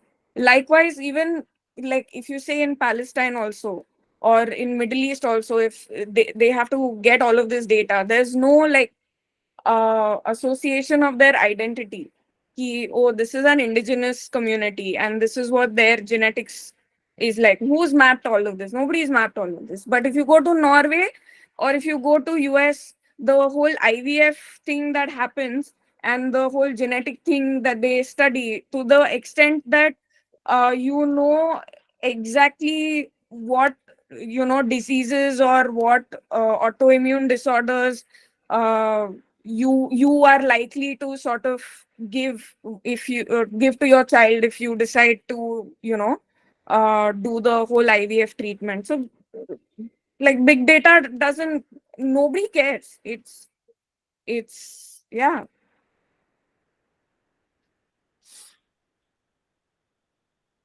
Rahi, anything to add, or should we go on to the next? Uh, yeah. So I think that there is a very difficult sort of um, like this is a very difficult sort of question because unless there are enough people from every single community, like like that is being studied, who are actively involved in the as a stakeholder in the research that is being done, I think we will have like deeply unequal research. And the fact that we have something as banal, like like, and this is where like the scale of inequality this country has sort of like becomes highlighted, right? Like every year, like whenever there is a daughter of a rickshaw puller or a son of a manual scavenger who gets into IIT, like there is a national newspaper report, right? Like as if this is an exception, right? Like the fact that this is an exception means that all of us tacitly understand that this is very hard to do, right? So now when we speak of communities which are existing at the precipice of malnourishment and like starvation, you know somebody from that community going on to become a researcher who researches on their own genes is like even even more impossible, right? Like than a rickshaw puller's daughter becoming an IIT student, right? So that's the length to which we need to go first before these like researches can even be tangibly done, because at the end of the day, like you will probably, I'm sure there would be somebody who has a who works for some genome research, like division, who has a friend who they went to St. Stephen's with, who's now an IS officer, who goes and tells them, oh, like I want to do a sample study from in, let's say, Bundelkhand region, like 5 districts in Bundelkhand region, and then that IS officer is like, oh, like gather all these like tell the policeman ki, like, oh, gather all these like denotified tribes and bring them here, like we will take their blood. And like so like, this is not good research, is it? Like that is terrifying, like deeply unequal research, but that's how most research in this country has so far been done, right? So until, yeah, those things are addressed first, like those things are like alleviated first, like I don't think we are going to uh, get equitable dialogue. Yeah. Right. Smriti just shared with us about the work of T.G. Narayanan. And Smriti, if there's anything in particular that you think, it would be good for all of us to read, please feel free to share on the WhatsApp group as well, so we can, read, watch, and discuss. And Smriti also has a question. Hunger and caste makes most people think of the back of beyond and rural places in a very stereotypical way. But this is very urban too. Do you have anything specific to share on this? Thank you. Urban hunger, urban starvation. uh, I don't think that, like, I mean, I think that that's a very outdated way of thinking. If like one is thinking of hunger as a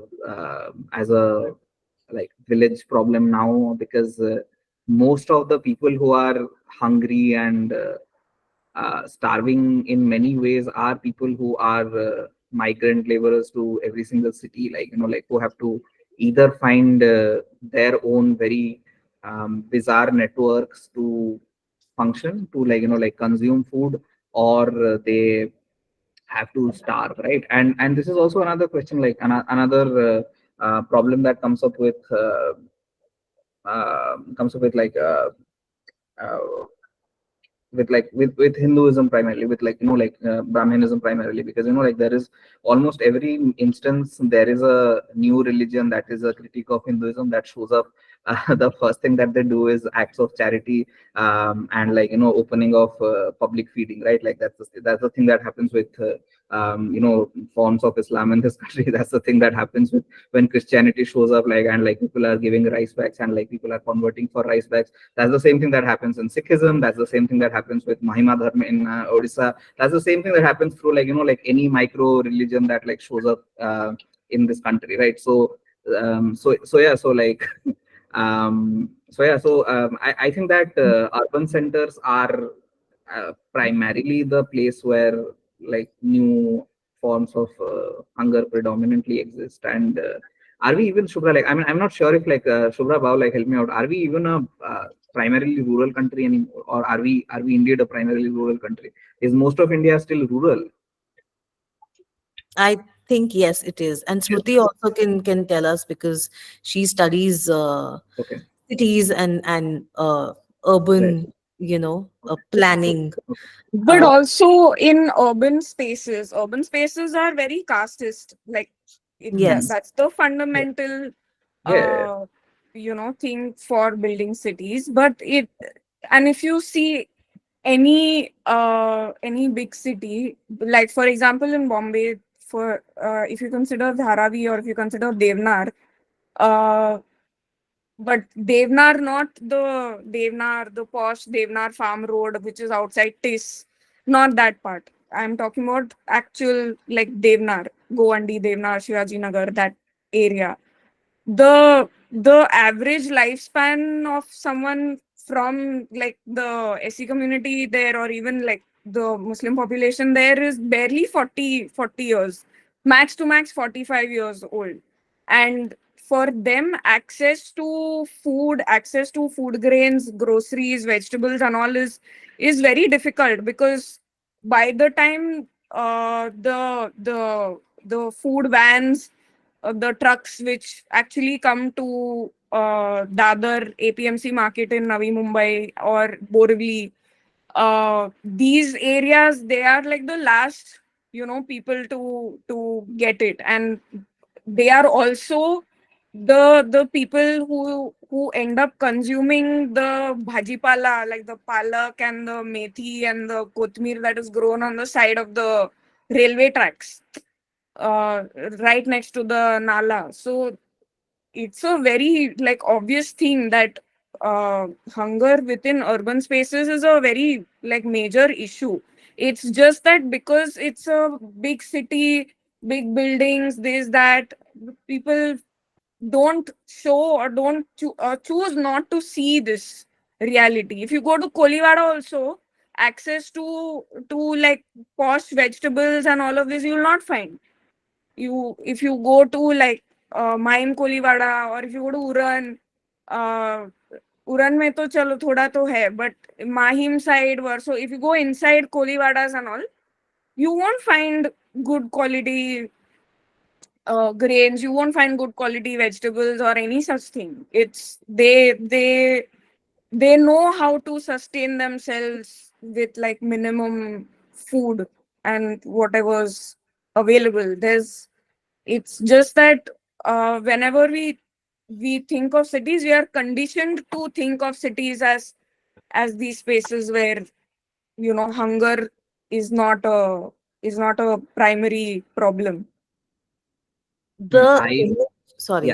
Shubhra, like you say, and then I will go to No, I further. mean the image, and you also mentioned this, Rahi, that really stands out for me is the migration, not migration. It's the going home that happened during the pandemic, during lockdown, when tens and tens of thousands of people had to leave urban centers and go back to their villages.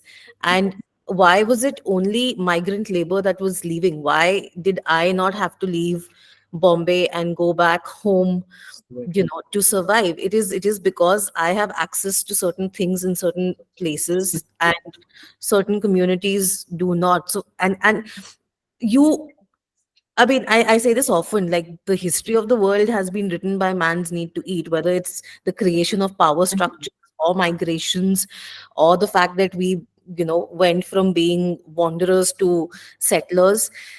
So it's very clear in that little, the visual that you see, that was on all of our televisions on those days. The divide, the caste class divide, is extremely clear.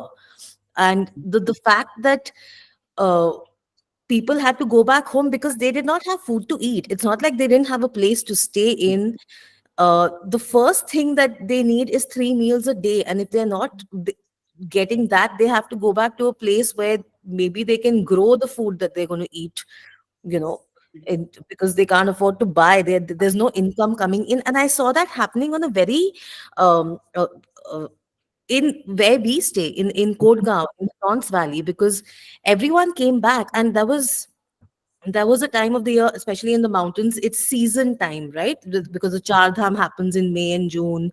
Uh, People come, summer holidays happen. So that is the time when people make their money for the entire year. So everyone, a lot of people go join as porters, as cooks, as guides, taking people, as people who carry you in chairs because you can't walk to, the Char Dham place that you want to go to.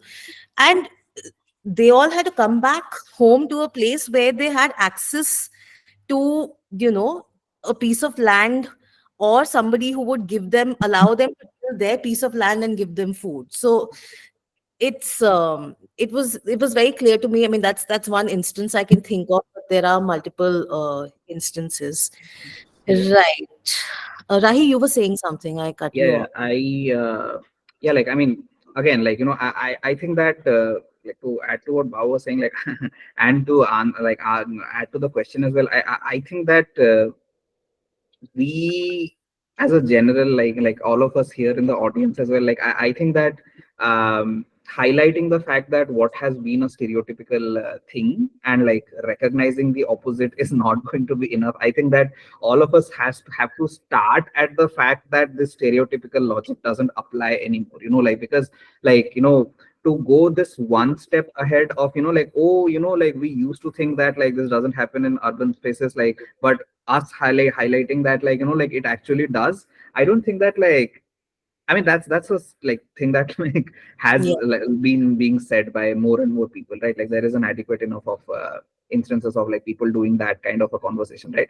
So it's not exactly something that, I feel we need to go this far into, like, and this is again, like, like, we would obviously be addressing these, what the stereotypical questions are, like, and so on and so forth, like, through the but our task here is not to, like, challenge the stereotype, because, like, that is a mood that is a very, like, tiny step to take. I think, like, we need to go several steps ahead, and so that's just like a general sort of hope, and yes, urban hunger exists, like, deeply, and somebody also, I think, mentioned about schemes for food to be there, like, and I think that states which have the actual dignity of a human being in their hearts do this quite well, as is the case with Tamil Nadu and Amma Canteen, like, which sort of, like, is the benchmark for how good public food schemes should be.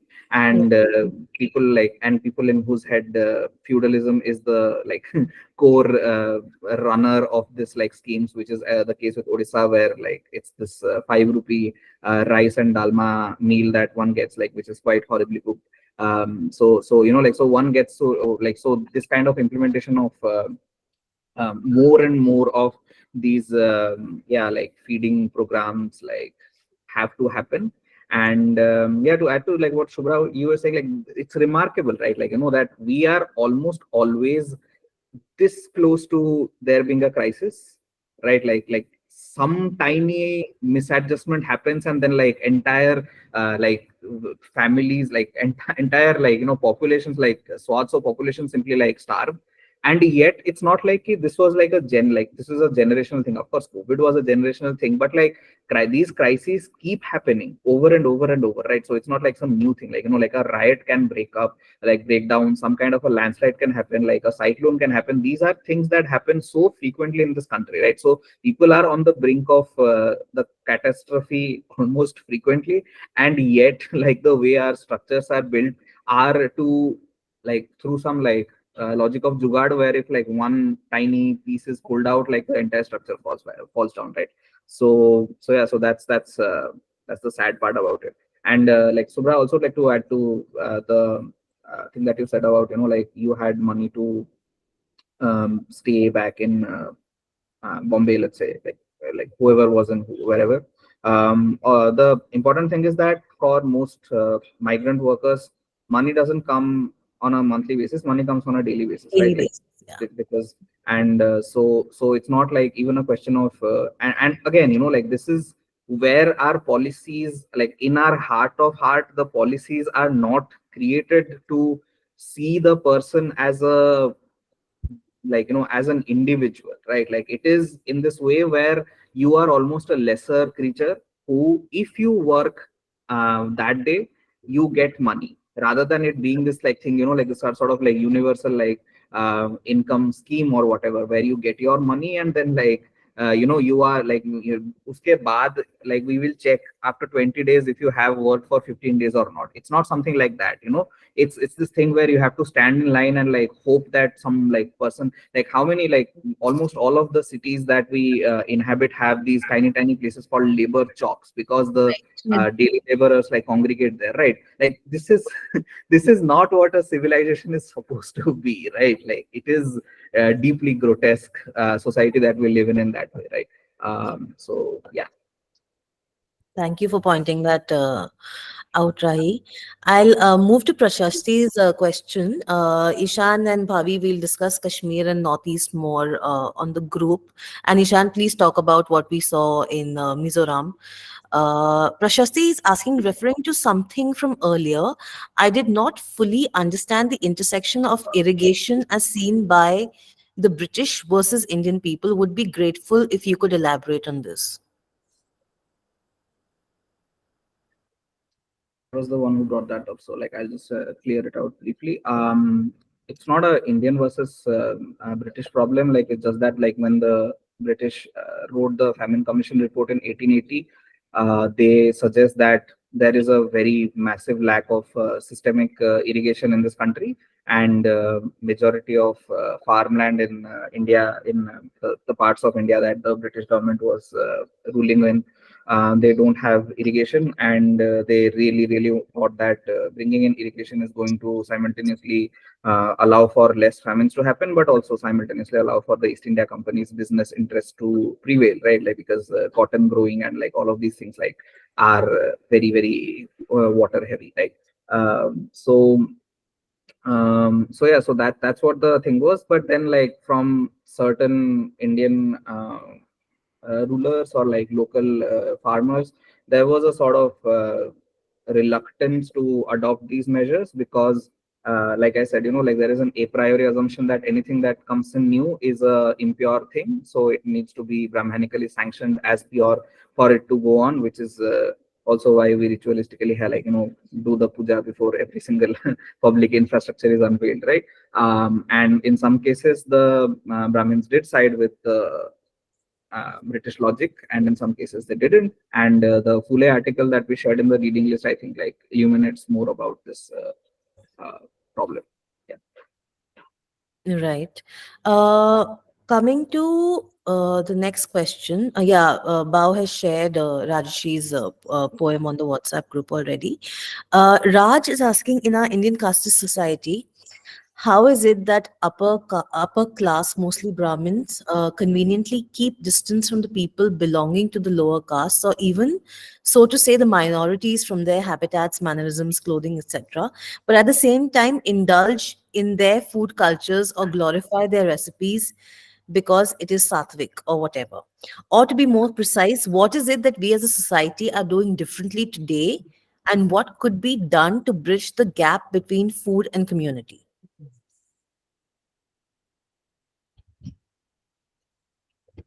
There is, I think there is a three-word answer, a book written by a certain someone, like which Bao just like you can talk about. I think there is a very clear answer to this question.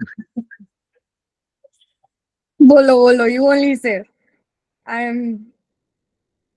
Uh, Yeah, so like the comedy is that like Dr. Ambedkar wrote Annihilation of Caste, and that's the only solution, right? So there is a solution that has been presented to us. So we just have to commit to that problem is what, to like, you know, committing to an anti-caste society is what we need to do is what. Yeah. Bhavin can perhaps add to it maybe. okay. So, and, like I had mentioned in the start of today's conversation, that uh, it would be nice for us to sort of think a little before we, you know, ask something.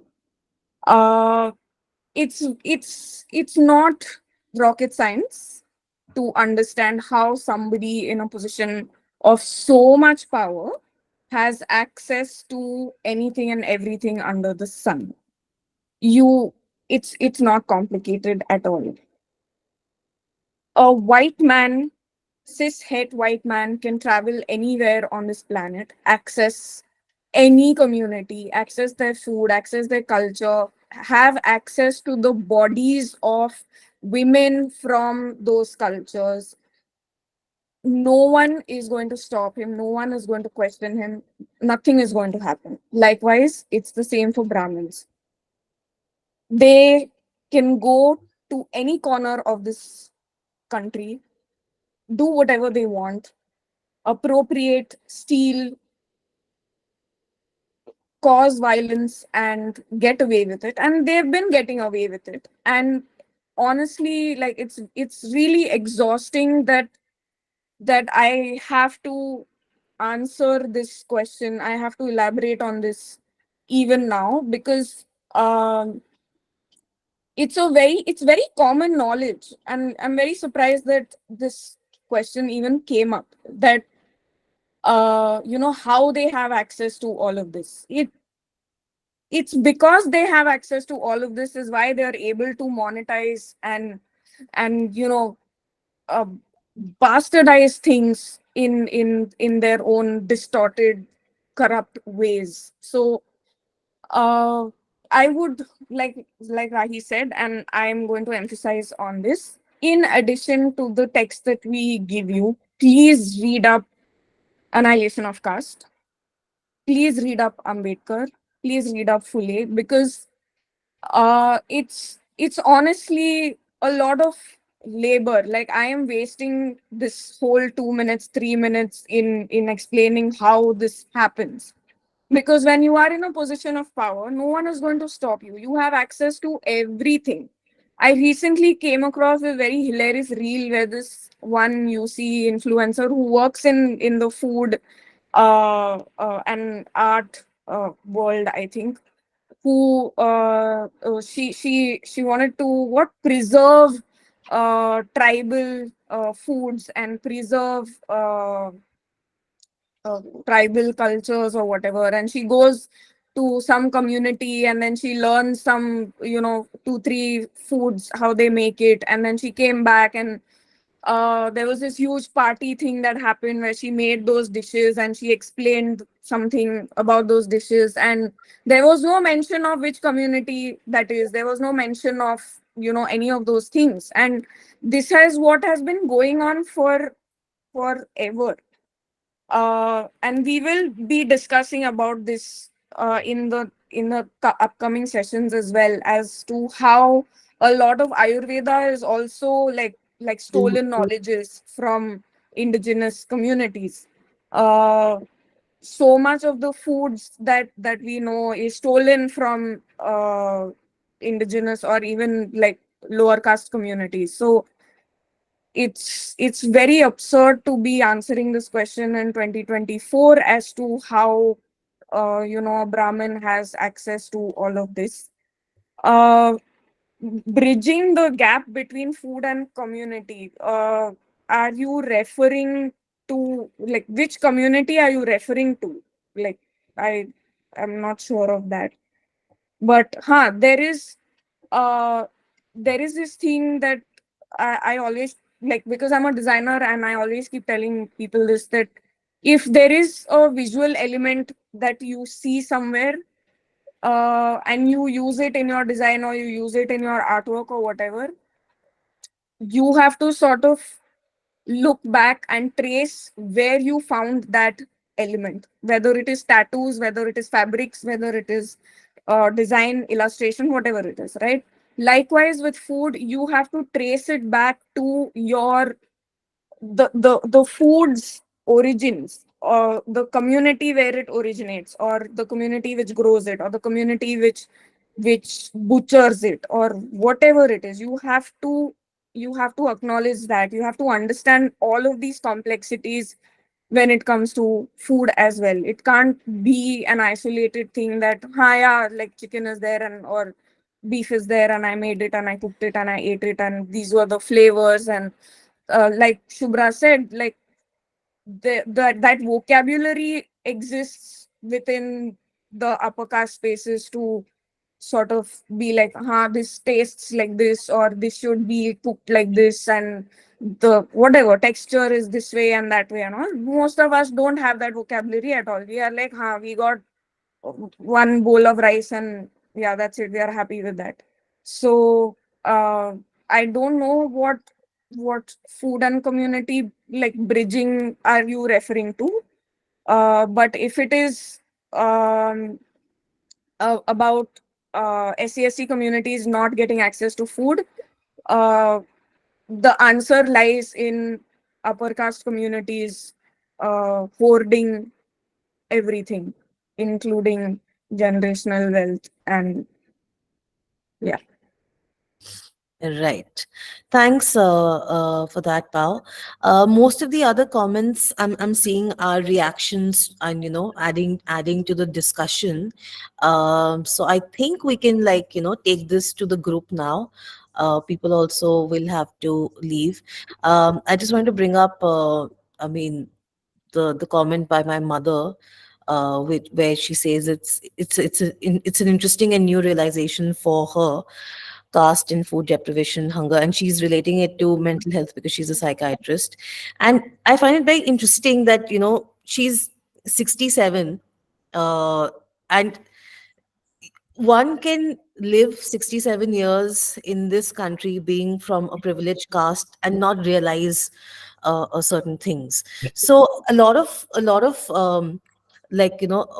work has to be done by all of us individually. We need to go back and question the ideas that we may have been brought up with, ideas, beliefs.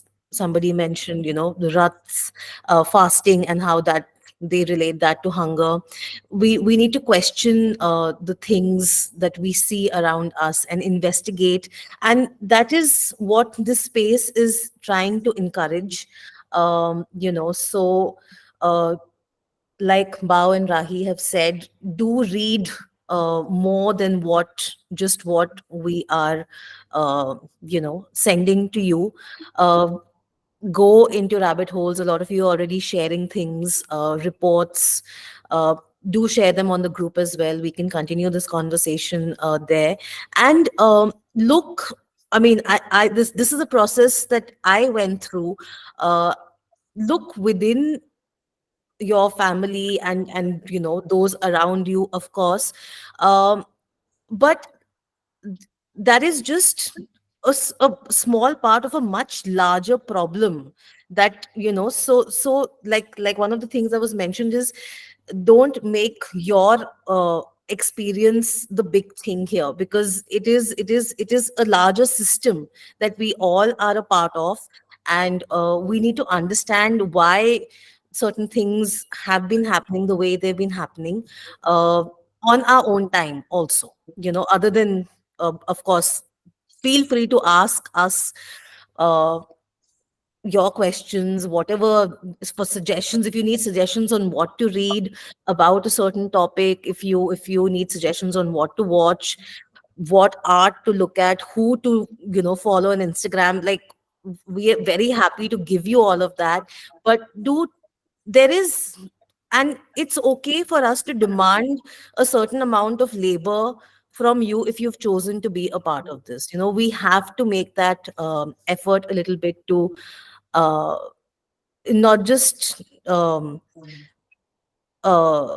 show up, but do a little more. It's time. One of the things that we should do, like was asked, is to do more than what we are doing. I think that is where we can begin to try to, you know I mean, bring about change is too big a thing to say, but uh, start to make an effort. So yeah, I think that was it. But thank you guys. Okay, Raj is saying something. The question was more about how is it that we could stop such dynamics beyond intellectual discussions and not about pondering. Okay, it didn't come across like that, Raj. But I think we do you guys want to reply to this, Rahi, Bao?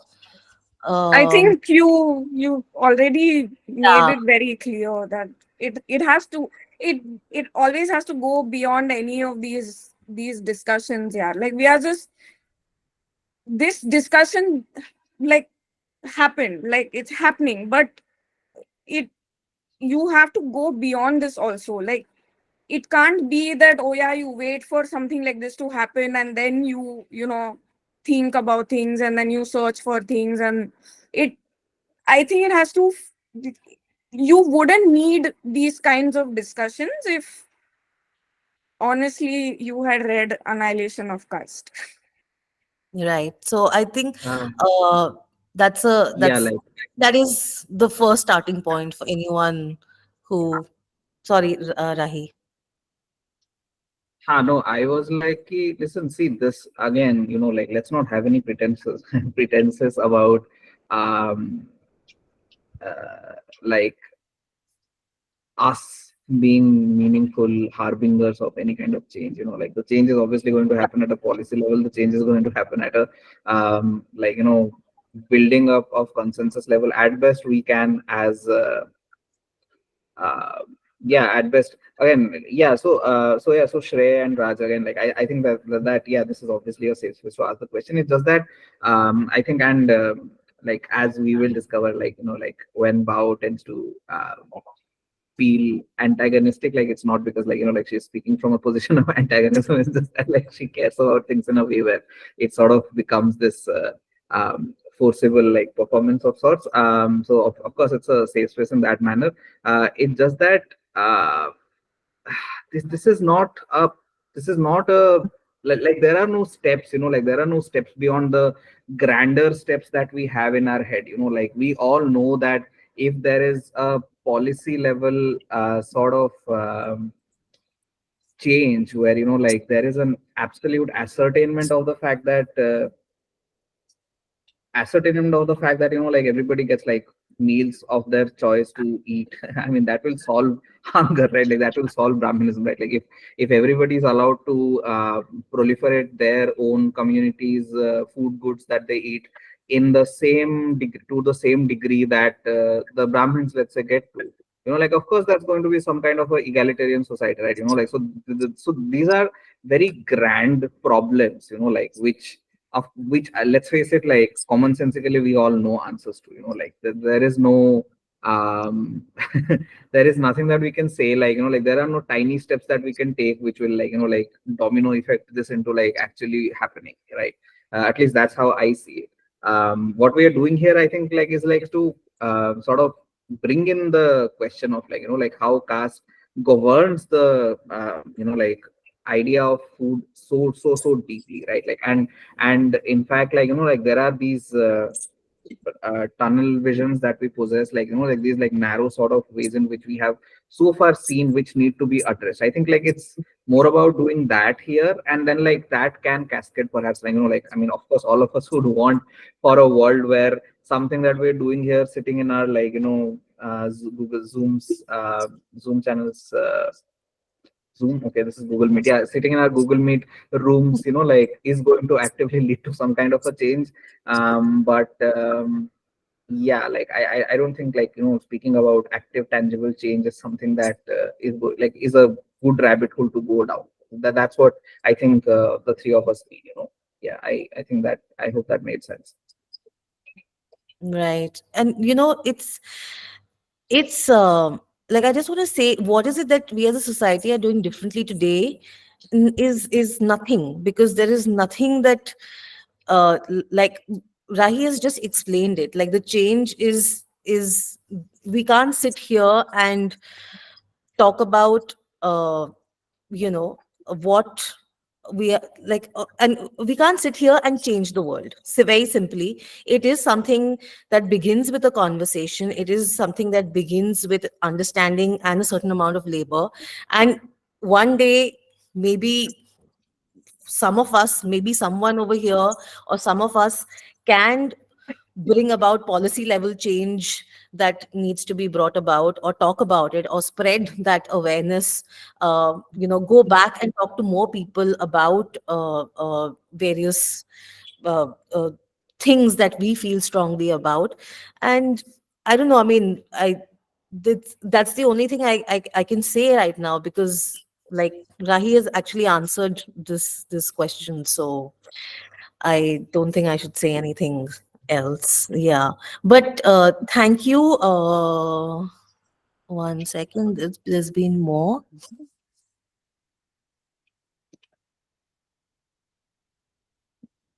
I think Udita is saying something, right? As a Brahmin woman, books have been the first and ongoing step. My first few experiences of books have been that's not real, that's not true. It is shocking how indoctrinated all of us are, and it is critical to read beyond this and listen to our internal bias or expectation of someone else's teaching is what to do.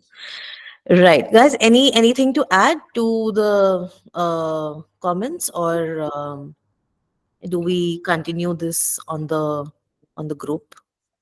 Yeah. Yeah. Thank you, guys. It is a safe space, but one must understand that it is also a safe space for us as facilitators to express how we feel. It is a safe space for you to ask questions. Please go ahead and ask them, but also give us the space to be able to answer them how we feel. If we feel strongly about something, we will answer in that manner. So I hope you guys had have things to take back with you. Um, right. Thank you, guys. I think I'm going to close the session now, and I'll see you all on the group. I have a 5:30 a.m. call time tomorrow, so. And what are we doing? We are shooting foraging. Just saying. Uh, yeah. Do share that link on the group, Rahi. The film. It would be nice to see that. Yeah. Bye. Good night, guys. Thank you.